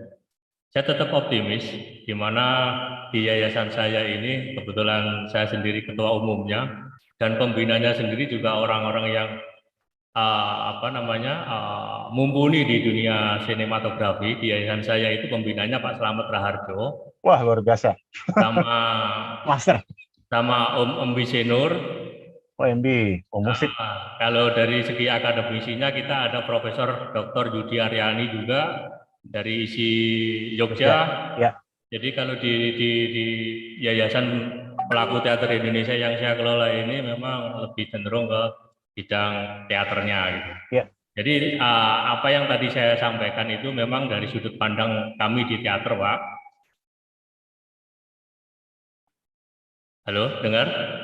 Jadi tadi itu yang saya sampaikan dari sudut pandang kami dari dunia teater yang kami geluti. Namun kalau kita melihat dari segi kesempatan atau mungkin terobosan-terobosan di dunia teater itu apa saja, yang jelas di dunia acting gitu kan Pak.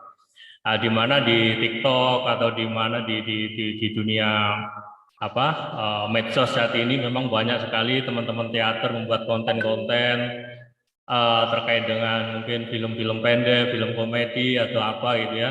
Tapi arahnya itu kan memang bukan ke wilayah teaternya Pak. Tapi wilayahnya itu adalah masuk ke sinematografinya atau mungkin di siniasnya gitu. Nah, di sini memang teater itu berbeda, memang tetap aja berbeda kalau kita ngomong teaternya gitu. Kalau kita mau membuat gebrakan terkait dengan teater itu karena dulu ada rasa gitu. Kita mainkan di dalam suatu pementasan dengan kayak kemarin kita ada pementasan di Solo gitu ya. Itu pengambil gambarnya itu disiapkan oleh Dinas Kebudayaan ya. Nah, pada saat kita lagi mau proses pementasannya itu sudut pandang yang diambil oleh teman kameraman itu berbeda dengan apa yang diharapkan oleh sutradara ya. sehingga di situ apa nilai-nilai simboliknya itu tidak ketemu yang diharapkan oleh sutradara. Untuk masalah dunia konten yang disampaikan sama Pak Denny tadi, memang ini kesempatan yang luar biasa buat kita semua pemain-pemain teater yang jelas untuk berkreasi, meskipun itu tidak dengan nama teater, mungkin juga nama kelompok sinias atau apa, silakan. Tapi dari segi teater memang kita tetap, kalau kita ngomong teater itu sangat berbeda dengan tari, karena nilai jualnya itu sangat berbeda dan sudut pandangnya juga berbeda. Dan saya rasa juga kita sendiri memang juga dirangkul oleh teman-teman dari Kemendikbud untuk mengadakan kegiatan-kegiatan workshop atau terkait dengan peningkatan SDM di teater virtual dan lain-lain. Itu memang kita ada kegiatan seperti itu. Namun di dalam kegiatan ini memang sangat menarik. Cuman lebih cenderungnya di sini memang narasumbernya lebih banyakkan di dunia tari, sehingga sudut pandang yang disampaikan ini hanya sudut pandang di dunia tari gitu loh. Alangkah baiknya kalau memang ada mungkin dari segi lenong, itu kan juga hal yang baru dia untuk pengambilan gambarnya, gimana lenong itu bisa asik gitu kan, atau mungkin dari dunia tari atau mural dan lain-lain, itu kan juga butuh dunia-dunia virtual gitu yang saat ini perlu dikembangkan. Jadi saya rasa itu mungkin kalau saat ini udah mulai Gamjar mungkin udah mulai lapar, jadi terima kasih Pak. Yang jelas kita tidak pesimis, kita tetap optimis bahwa teater itu selalu mengedepankan nilai-nilai dari sebuah semangat. Terima kasih Pak Denny. Matur nuwun Mas Agus. Ya, nuwun Kang Denny. Bisa dijawab langsung? Izin Kang.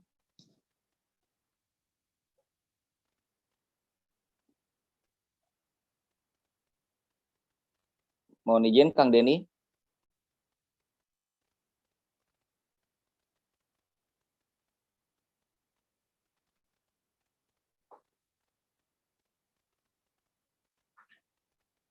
Izin.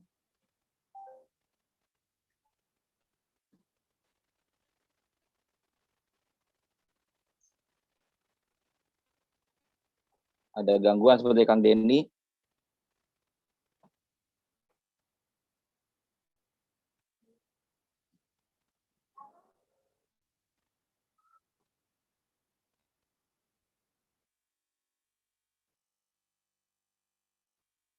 Mohon izin Kang Denny.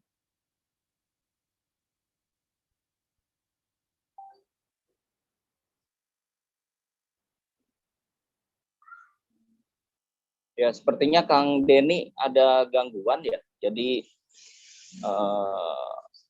kita rehat sejenak sebelum mengikuti session berikutnya. Di sini ada sebuah pertunjukan, dan mungkin dari pertunjukan secara virtual ini bisa kita mendapatkan wawasan dan pengetahuan tambahan bagaimana cara mengemas suatu penampilan dalam bidang dalam dunia virtual dan digital. Saya kembalikan kepada MC untuk selanjutnya.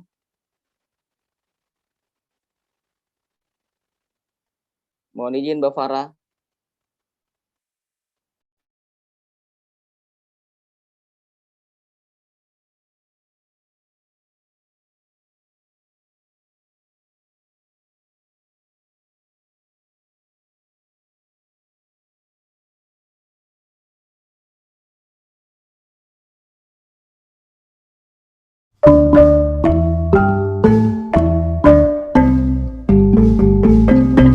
Pisang kepok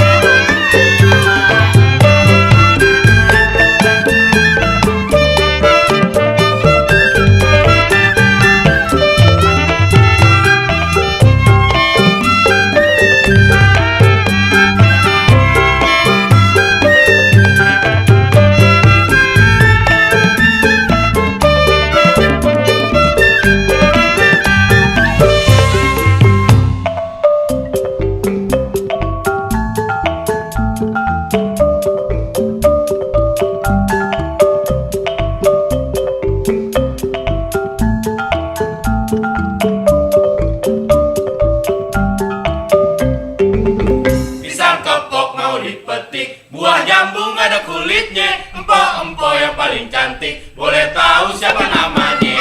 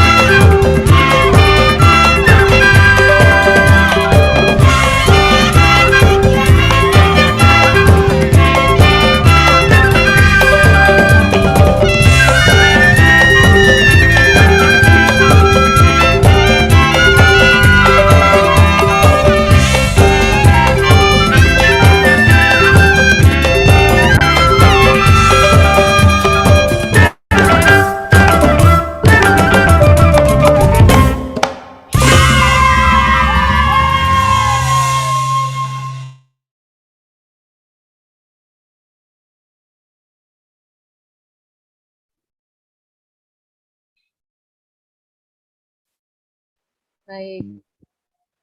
Tadi kita saksikan bersama ya tarian percontohan dari Pusdiklat Seni Ayudhya Pala. Jadi mohon maaf Bapak, mikrofon saya tadi belum ke unmute ya. Itu tadi sebagai percontohan dan sekaligus ice breaking ya buat Bapak Ibu peserta webinar pada pagi hari ini. Baik, selanjutnya saya kembalikan lagi kepada Bapak Ervan Purwanto untuk melanjutkan sesi diskusi.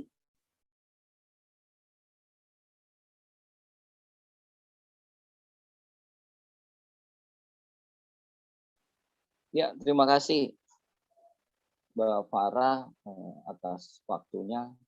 Tadi kita sudah melihat salah satu penampilan secara virtual tarian dari anak didiknya Mas Denta nih ya, Bang Denta dari Sang Radio Pala. Untuk selanjutnya untuk meneruskan tadi kita sempat tertunda, saya mohon izin, apakah Kang Denny sudah tersambung kembali? Mohon izin Kang Denny. Bang Ervan, sambil nunggu Kang Denny, mungkin saya sedikit nambahin nih di tampilan tadi adik-adik didik dari Ayodhya. Oh boleh. Boleh, jadi ini bentuknya nggak flat ya. Jadi kalau teman-teman mau ikut kegiatan folklore yang temanya online, ini mungkin bisa sebagai contoh juga untuk bisa diadaptasi ya, bahwa tidak flat bentuknya, itu hanya menggunakan ada beberapa sudut pengambilan gambar saja, dan itu menggunakan alat-alat yang sederhana gitu, Bang Ervan. Ya, jadi butuh adanya eksplorasi gerak, eksplorasi kamera, eksplorasi cahaya juga, dan itu tidak menggunakan cahaya yang gimana-gimana ya, karena kan sifatnya outdoor ya. Jadi itu bisa diadaptasi bahwa penampilan yang menarik ya, kameranya ya jangan cuma hanya still diam saja gitu. Mungkin ada beberapa potongan-potongan gambar dari sudut-sudut yang lain. Mungkin itu saja, Bang Ervan. Terima kasih.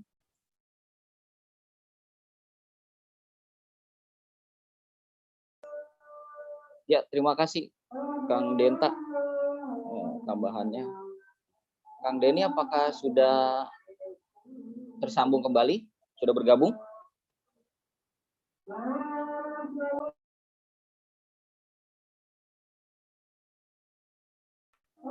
izin Kang Denny. Iya, udah, sudah siap. Siap, Kang Ervan, udah siap. Tadi apa tuh pertanyaan Mas Agus tuh? Jadi lupa tuh. Apa kira-kira? Pertanyaan Mas Agus apa tuh? Halo, ya. Poinnya sih lebih kepada bagaimana menampilkan pertunjukan teater yang lebih kuat sesuai dengan harapan si pelaku pemain teaternya, Kang. Karena Begitu ya? kalau teater ini kan berbeda dengan sinema. Iya. Oke, Mas Agus, tadi mungkin Mas Agus lihat kalau pemain teater tuh kan memang pertunjukannya kan beda antara film dan teater ya. Mungkin dulu kalau pelajaran saya di sinematografi itu kalau pemain teater make up-nya harus benar-benar menor. Terus kemudian juga mereka harus ngomongnya lebih keras karena kan penontonnya di panggung besar gitu dan banyak gitu kan luas ya dibandingkan film. Kalau di film kan memang dulu pernah ada kendala di orang-orang teater main film tuh ketika orang film tuh kalau di make up kok jadi menor banget. Nah, ketika kita alusin jangan tidak menor tuh karena ada lighting dan lain-lain. Nah, ini bedanya antara teater dan film. Tapi sebetulnya pertunjukan teater tadi kalau Mas bikin juga dengan perkembangan zaman ya, orang-orang teater sebetulnya juga harus mengadaptasi kemajuan zaman. Nah, jadi kan sekarang juga banyak orang ketika pertunjukan teater juga direkam ya dengan multi kamera. Jadi tidak satu kamera, kameranya bisa 8 atau 7 gitu kan, dari kiri kanan, dari jauh dari panggung. Nah, itu nanti kita ada namanya program director, langsung kita edit di lapangan ya. Jadi malah sebetulnya lebih menarik ketika misalnya ada pertunjukan teater Othello atau ada pertunjukan teater yang lain, ketika direkam mereka juga tetap bermain seperti biasa karena anggap aja ada penontonnya gitu kan. Kan tadi kalau Mas Agus bilang kalau ada penontonnya itu sama juga berhubungan seks tanpa nafsu gitu kan. Jadi kita kurang mood gitu atau apa. Tapi sebetulnya sekarang ini mereka nggak begitu sih kalau saya rasa ya. Jadi kita bisa rekam dengan berbagai macam kamera dan angle, malah justru lebih menarik. Kalau dulu kan orang nonton teater cuma satu sisi, dia dari panggung belakang, dia nggak bisa lihat detail. Kalau sekarang malah bisa lihat detail gitu kan. Jadi dan sekarang juga saya lihat di YouTube itu banyak pertunjukan-pertunjukan teater yang kita bisa tonton ya. Di Broadway juga sekarang orang direkam dan mereka bisa jual dengan adanya iklan gitu kan. Jadi misalnya pertunjukan teater yang bagus-bagus itu West Side Story gitu lah, mereka rekam, mereka jual dan sampai sekarang penontonnya tetap ada gitu. Jadi kan kita nggak sempat misalnya ke Broadway, nggak sempat nonton pertunjukan teater di teater koma, mereka juga pengen nonton secara virtual sih sebetulnya. Dan memang sebetulnya ada nilai lebihnya kalau misalnya kita pengen jualan atau pengen berkembang terus ya. Sementara gitu mungkin Mas Agus ya, kalau menurut saya ya. Karena memang meskipun saya dekatan dengan teman-teman teater, tapi memang saya lebih banyak di bidang film. Tapi mungkin bisa lebih spesifik, Mas Agus, pertanyaannya gimana tuh kira-kira?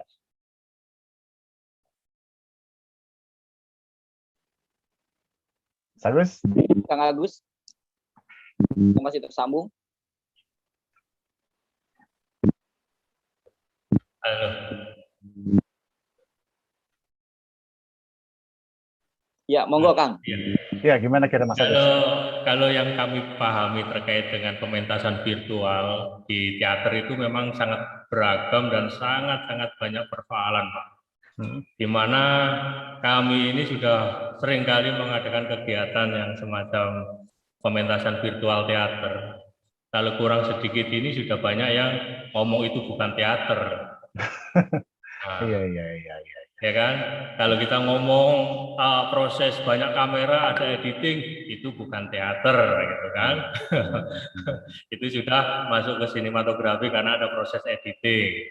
Nah, terus ada yang masalah terkait dengan minor-minornya itu sebenarnya juga nggak begitu juga di teater karena memang kita lebih konsepnya memang kita memang berbeda ya dengan film sama teater juga, karena film itu adalah ilmu terapan kan seperti itu. Karena jelek bagusnya film itu juga dilihat dari digitalnya atau peralatan kan, dilihat dari aspek peralatan juga sangat menentukan itu. Tapi kalau di seni teater itu cenderungnya memang lebih ke rasa di seni murni gitu kan. Nah, di situ memang banyak kalau kita ngomong teater, pementasan teater itu dengan virtual, bahkan di Koma sendiri banyak yang komen di teman-teman yang lain kurang itu, pasti ya. Nah, itu dokumentasi gitu loh. Bukan live ya. Bukan pementasan live. Nah, itu yang jadi jebakan-jebakan kita. Apa mungkin ada beberapa yang perlu kita kemarin pun juga baru kemarin seharian itu saya sama Om Mbi sama Pak Dislamet Raharjo di salah satu mall di Jakarta Selatan itu ngobrol seharian terkait masalah itu gitu loh.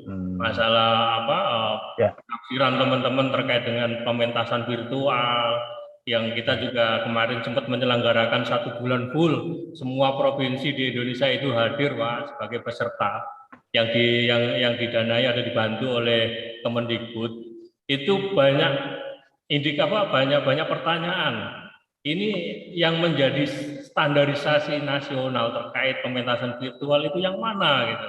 Dari 33 pementasan ini yang hadir ini masih banyak yang ada yang benar-benar itu sudah nggak perlu panggung, udah nggak perlu ini, nggak perlu itu gitu. Jadi disinilah yang ingin saya sampaikan bahwa kalau Pak Denny tadi menyebutkan semacam kayak si pemain musik fingerstyle tadi yang dari Alibata itu memang musik mudah untuk dijual ya, saat ini memang mudah dijual. Kalau kita memang orang pelaku teater mungkin bisa menjual dari segi yang lain. Mungkin kayak kita bisa masuk ke sinematografi ya, masuk ke film, itu kan juga ada ilmu aktingnya, ada apanya, cuman kan masuknya sudah kategorinya bukan teater. Nah, ini saya hanya menggarisbawahi kalau kita bermain di teater itu seperti apa pengambilan gambar yang sesuai dengan pementasan teater virtual gitu ya, tidak masuk ke sinematografi dan tidak masuk ke dokumentasi gitu.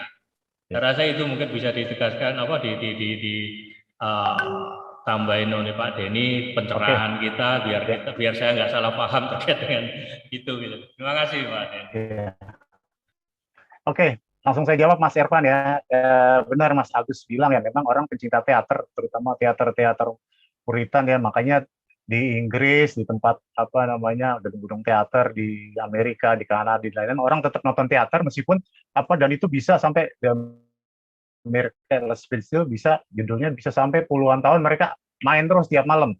Saya pernah ke London kebetulan ya, orang beli tiket tuh baru bisa nonton setelah 1 tahun. Jadi baru penontonnya banyak, dan itu saya pikir adalah para pencinta-pencinta teater yang sebetulnya film itu pernah difilmkan masuk di Hollywood, tapi orang pengen nonton di teaternya, kelas pertunjukan teater. Jadi memang ada perbedaan mendasar antara dunia teater dan dunia film ya, meskipun sama-sama sebuah film yang dipentaskan, misalnya judul sebuah teater para sukses difilmkan, West Side gitu kan, story.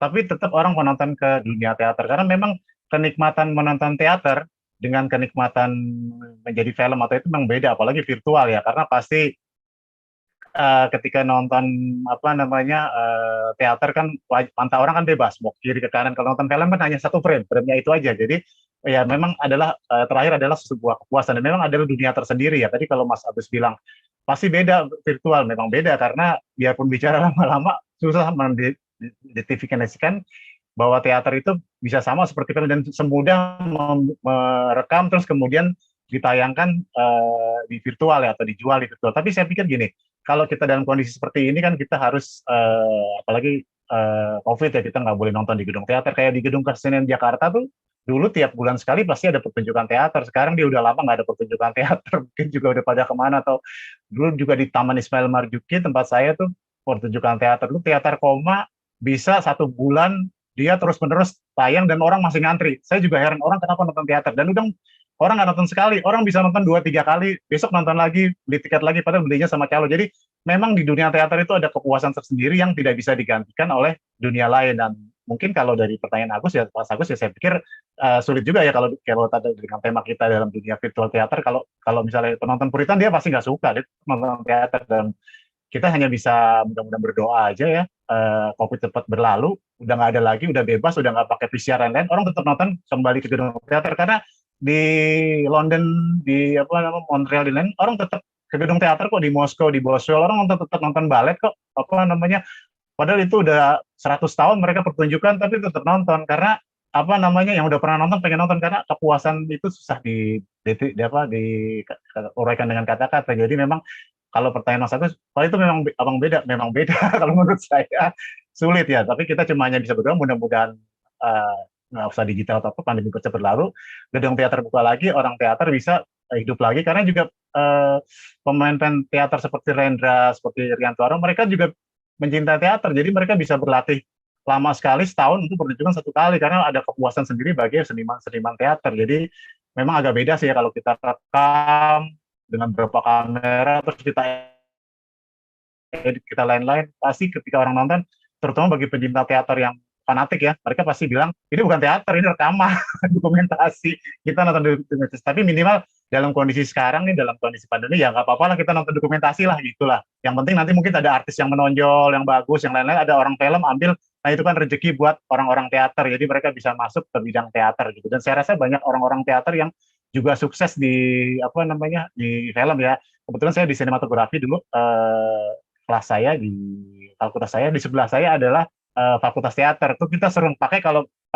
apa namanya bikin film pasti orang teater, karena yang paling dekat orang teater.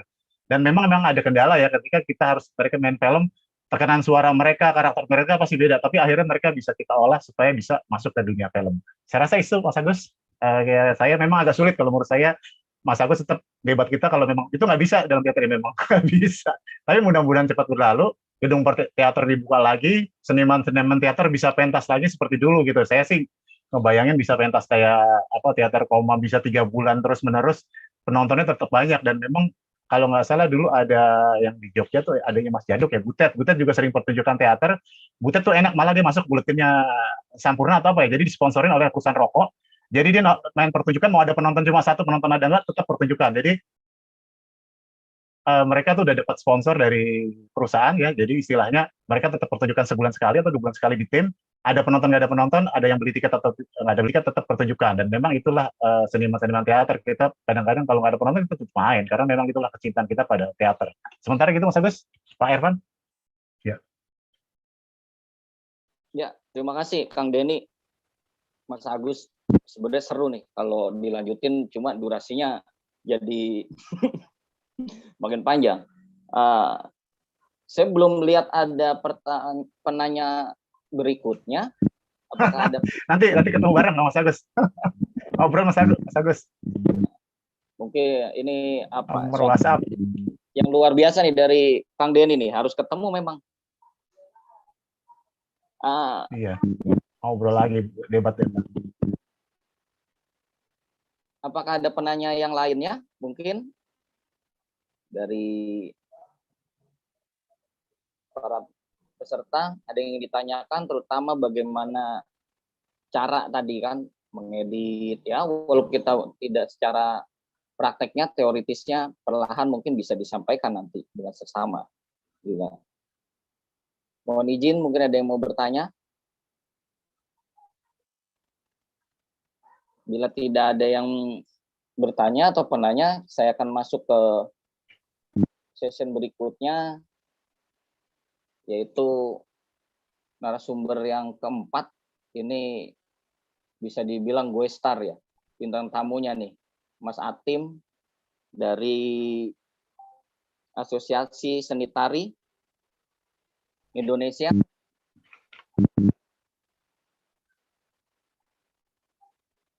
Saya minta waktunya untuk dari pihak MC, apakah ada penanya? Bila tidak ada, akan saya langsung masuk ke sesi untuk Mas Atim.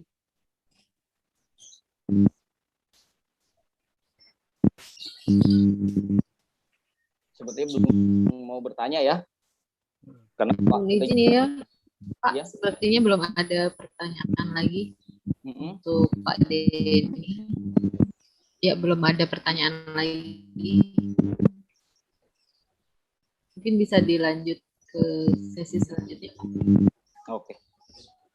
Ya. Dari pihak MC sudah menginformasikan, tidak ada lagi penanya. Untuk selanjutnya, saya minta waktunya ini. Bang Atim Pisam, mohon izin Bang Atim. Ya. Apakah sambung? Ada Bang Irfan, terima kasih. Ya, Bang Atim. Mohon izin Bang Atim atas waktunya ya. Ya, baik.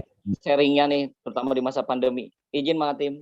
Ya, siap. Terima kasih Bang Irfan. Assalamualaikum warahmatullahi wabarakatuh. Salam sejahtera untuk kita semuanya. Terima kasih atas inisiasi Dinas Kebudayaan Provinsi DKI Jakarta dan juga ASETI menyelenggarakan webinar masa pandemi ya di era digital ini. Dan terima kasih juga kami ucapkan kepada Pak Iwan yang dikenal sebagai Kepala Dinas, Bu Cucu dan Pak Keta, dan juga terima kasih DPD ASETI yang dari Jawa Timur, ada Dr. Penny Puspito, Mas Pepeng, terima kasih tadi telah hadir, dan juga dari DPD Banten, Kang Yogi, DPD Kepri, DPD Tasikmalaya, Teh Dewi, dan terima kasih pada DPD DKI Jakarta tadi dulu juga ada hadir. Ya, kami Asosiasi Seniman Tari Indonesia memang keberadaan kami sekarang ini sudah ada di 25 provinsi dari Aceh sampai Papua. Dan juga ada sekitar 37 Dewan Pimpinan Cabang seluruh Indonesia. Visi dan misi Asosiasi Seniman Tari ini justru sangat sederhana sekali, karena kami ingin sekali bahwa ada kesetaraan profesi, bahwa seniman tari itu sama profesi kita seperti dokter, sama seperti pengajar yang lain ya, sama sebagai pegawai pemerintah, punya tanggung jawab sebetulnya. Karena kebetulan di dalam asosiasi ini adalah mayoritas adalah pelestari budaya. Itu yang kami khawatir, kenapa kami membentuk asosiasi. Ternyata begitu kami di Munas pertama kami mengadakan, ternyata banyak sekali mohon izin tadi seperti ada keluhan-keluhan teman-teman seniman di daerah-daerah ya, khususnya juga, dan juga tadi termasuk ada Kang Agus yang curhat sebetulnya, kalau saya lebih ke curhat ya, tapi salut, keren gitu. Itu yang kami tampung, dan ada sekitar pada saat Munas pertama itu ada 19 rekomendasi dari ASETI yang kita dorong ke pemerintah. Suara kami. Jadi dan begitu kami dorong ke pemerintah dengan Kemendikbud, dan ternyata pemerintah itu dia bilang sebuah surprise. Ya, surprise-nya kenapa? Baru kali ini seniman berserikat.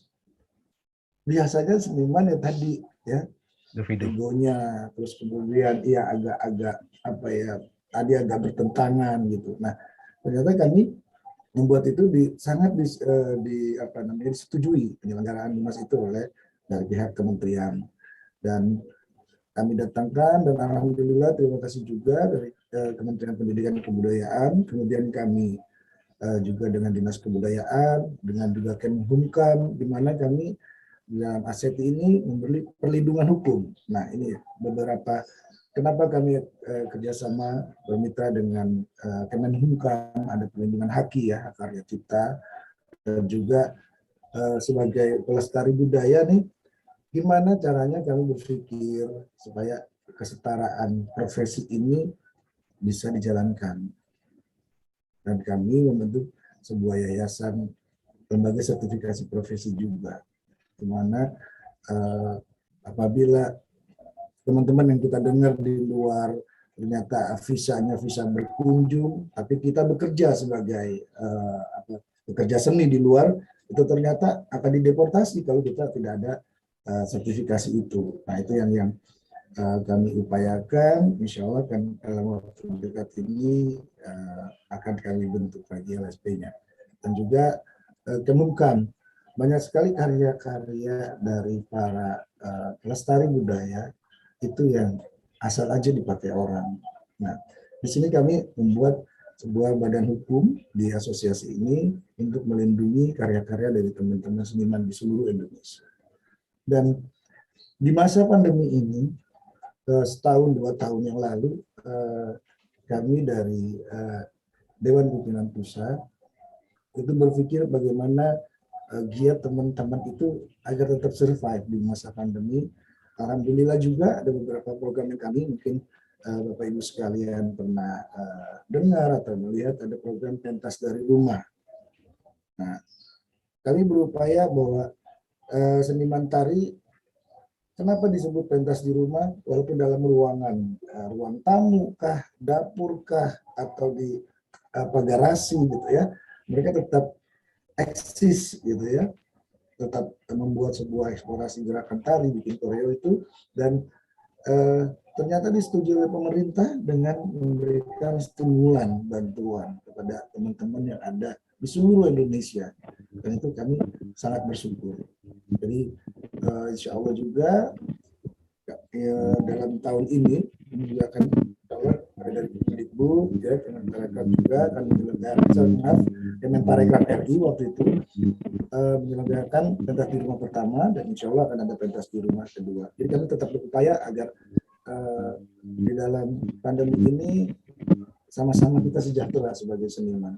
Dan ternyata kami kebetulan ada Dewan Pembina juga, Pak Ahmad, dan beliau juga sangat senior di Garuda Indonesia ya.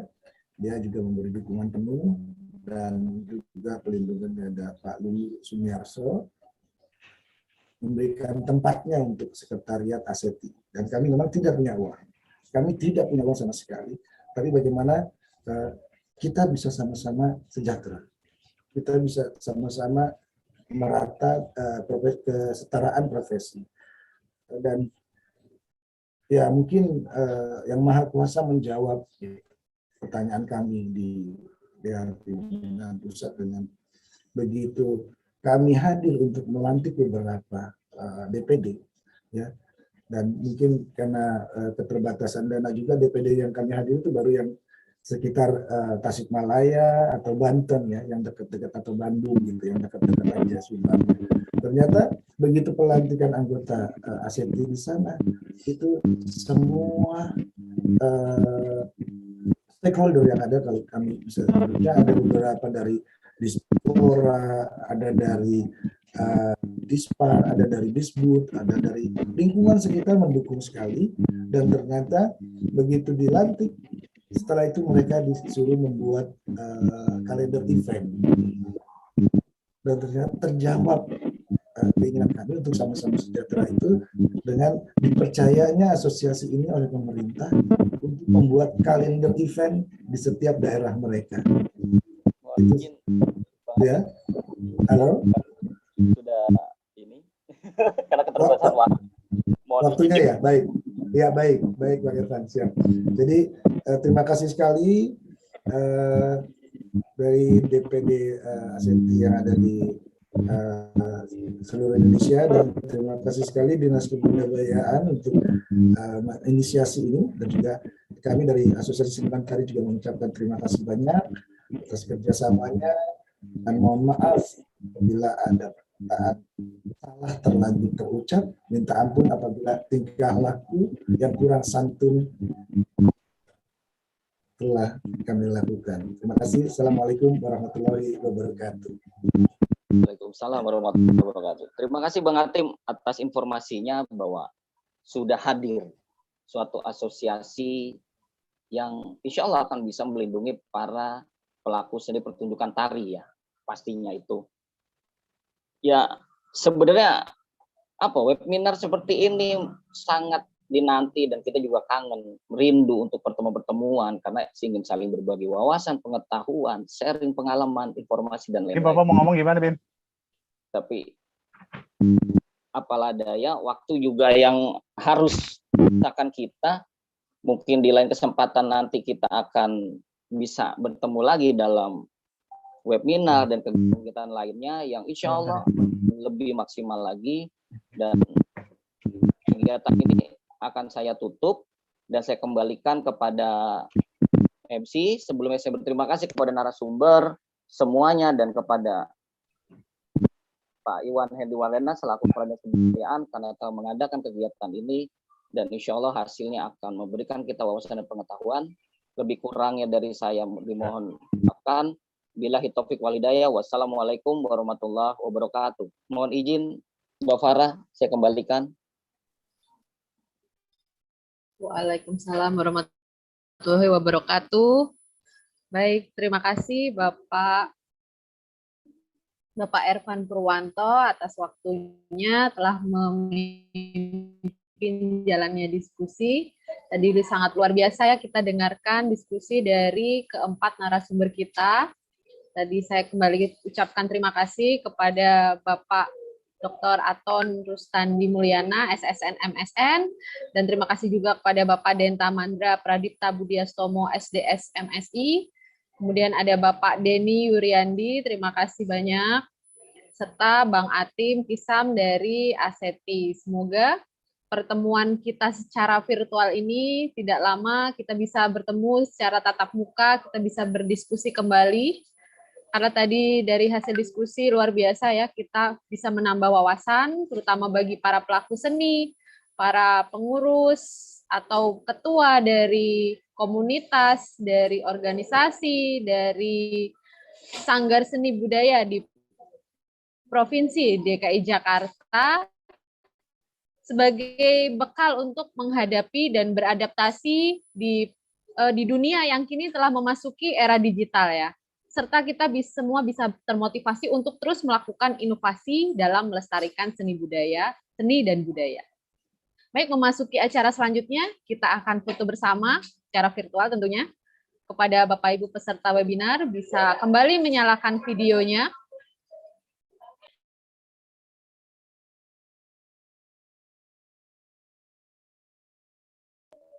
Ya, kita bisa Bapak Ibu bisa menyalakan videonya. Kita akan mulai dari halaman pertama.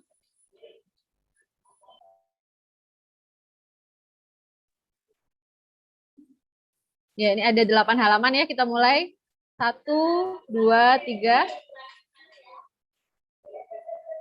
Halaman berikutnya, 1, 2, 3. Ya, halaman ketiga, 1, 2, 3. Halaman keempat, 1, 2, 3. Halaman kelima, 1, 2, 3. Halaman keenam, 1, 2, 3. Halaman ketujuh, 1, 2, 3. Dan yang terakhir, halaman ke-8, 1, 2, 3. Baik, terima kasih. Demikianlah rangkaian acara webinar pelestarian seni budaya di era digital pada pagi hari ini. Saya mewakili penyelenggara mengucapkan terima kasih dan mohon maaf apabila ada kekurangan selama pelaksanaan acara ini.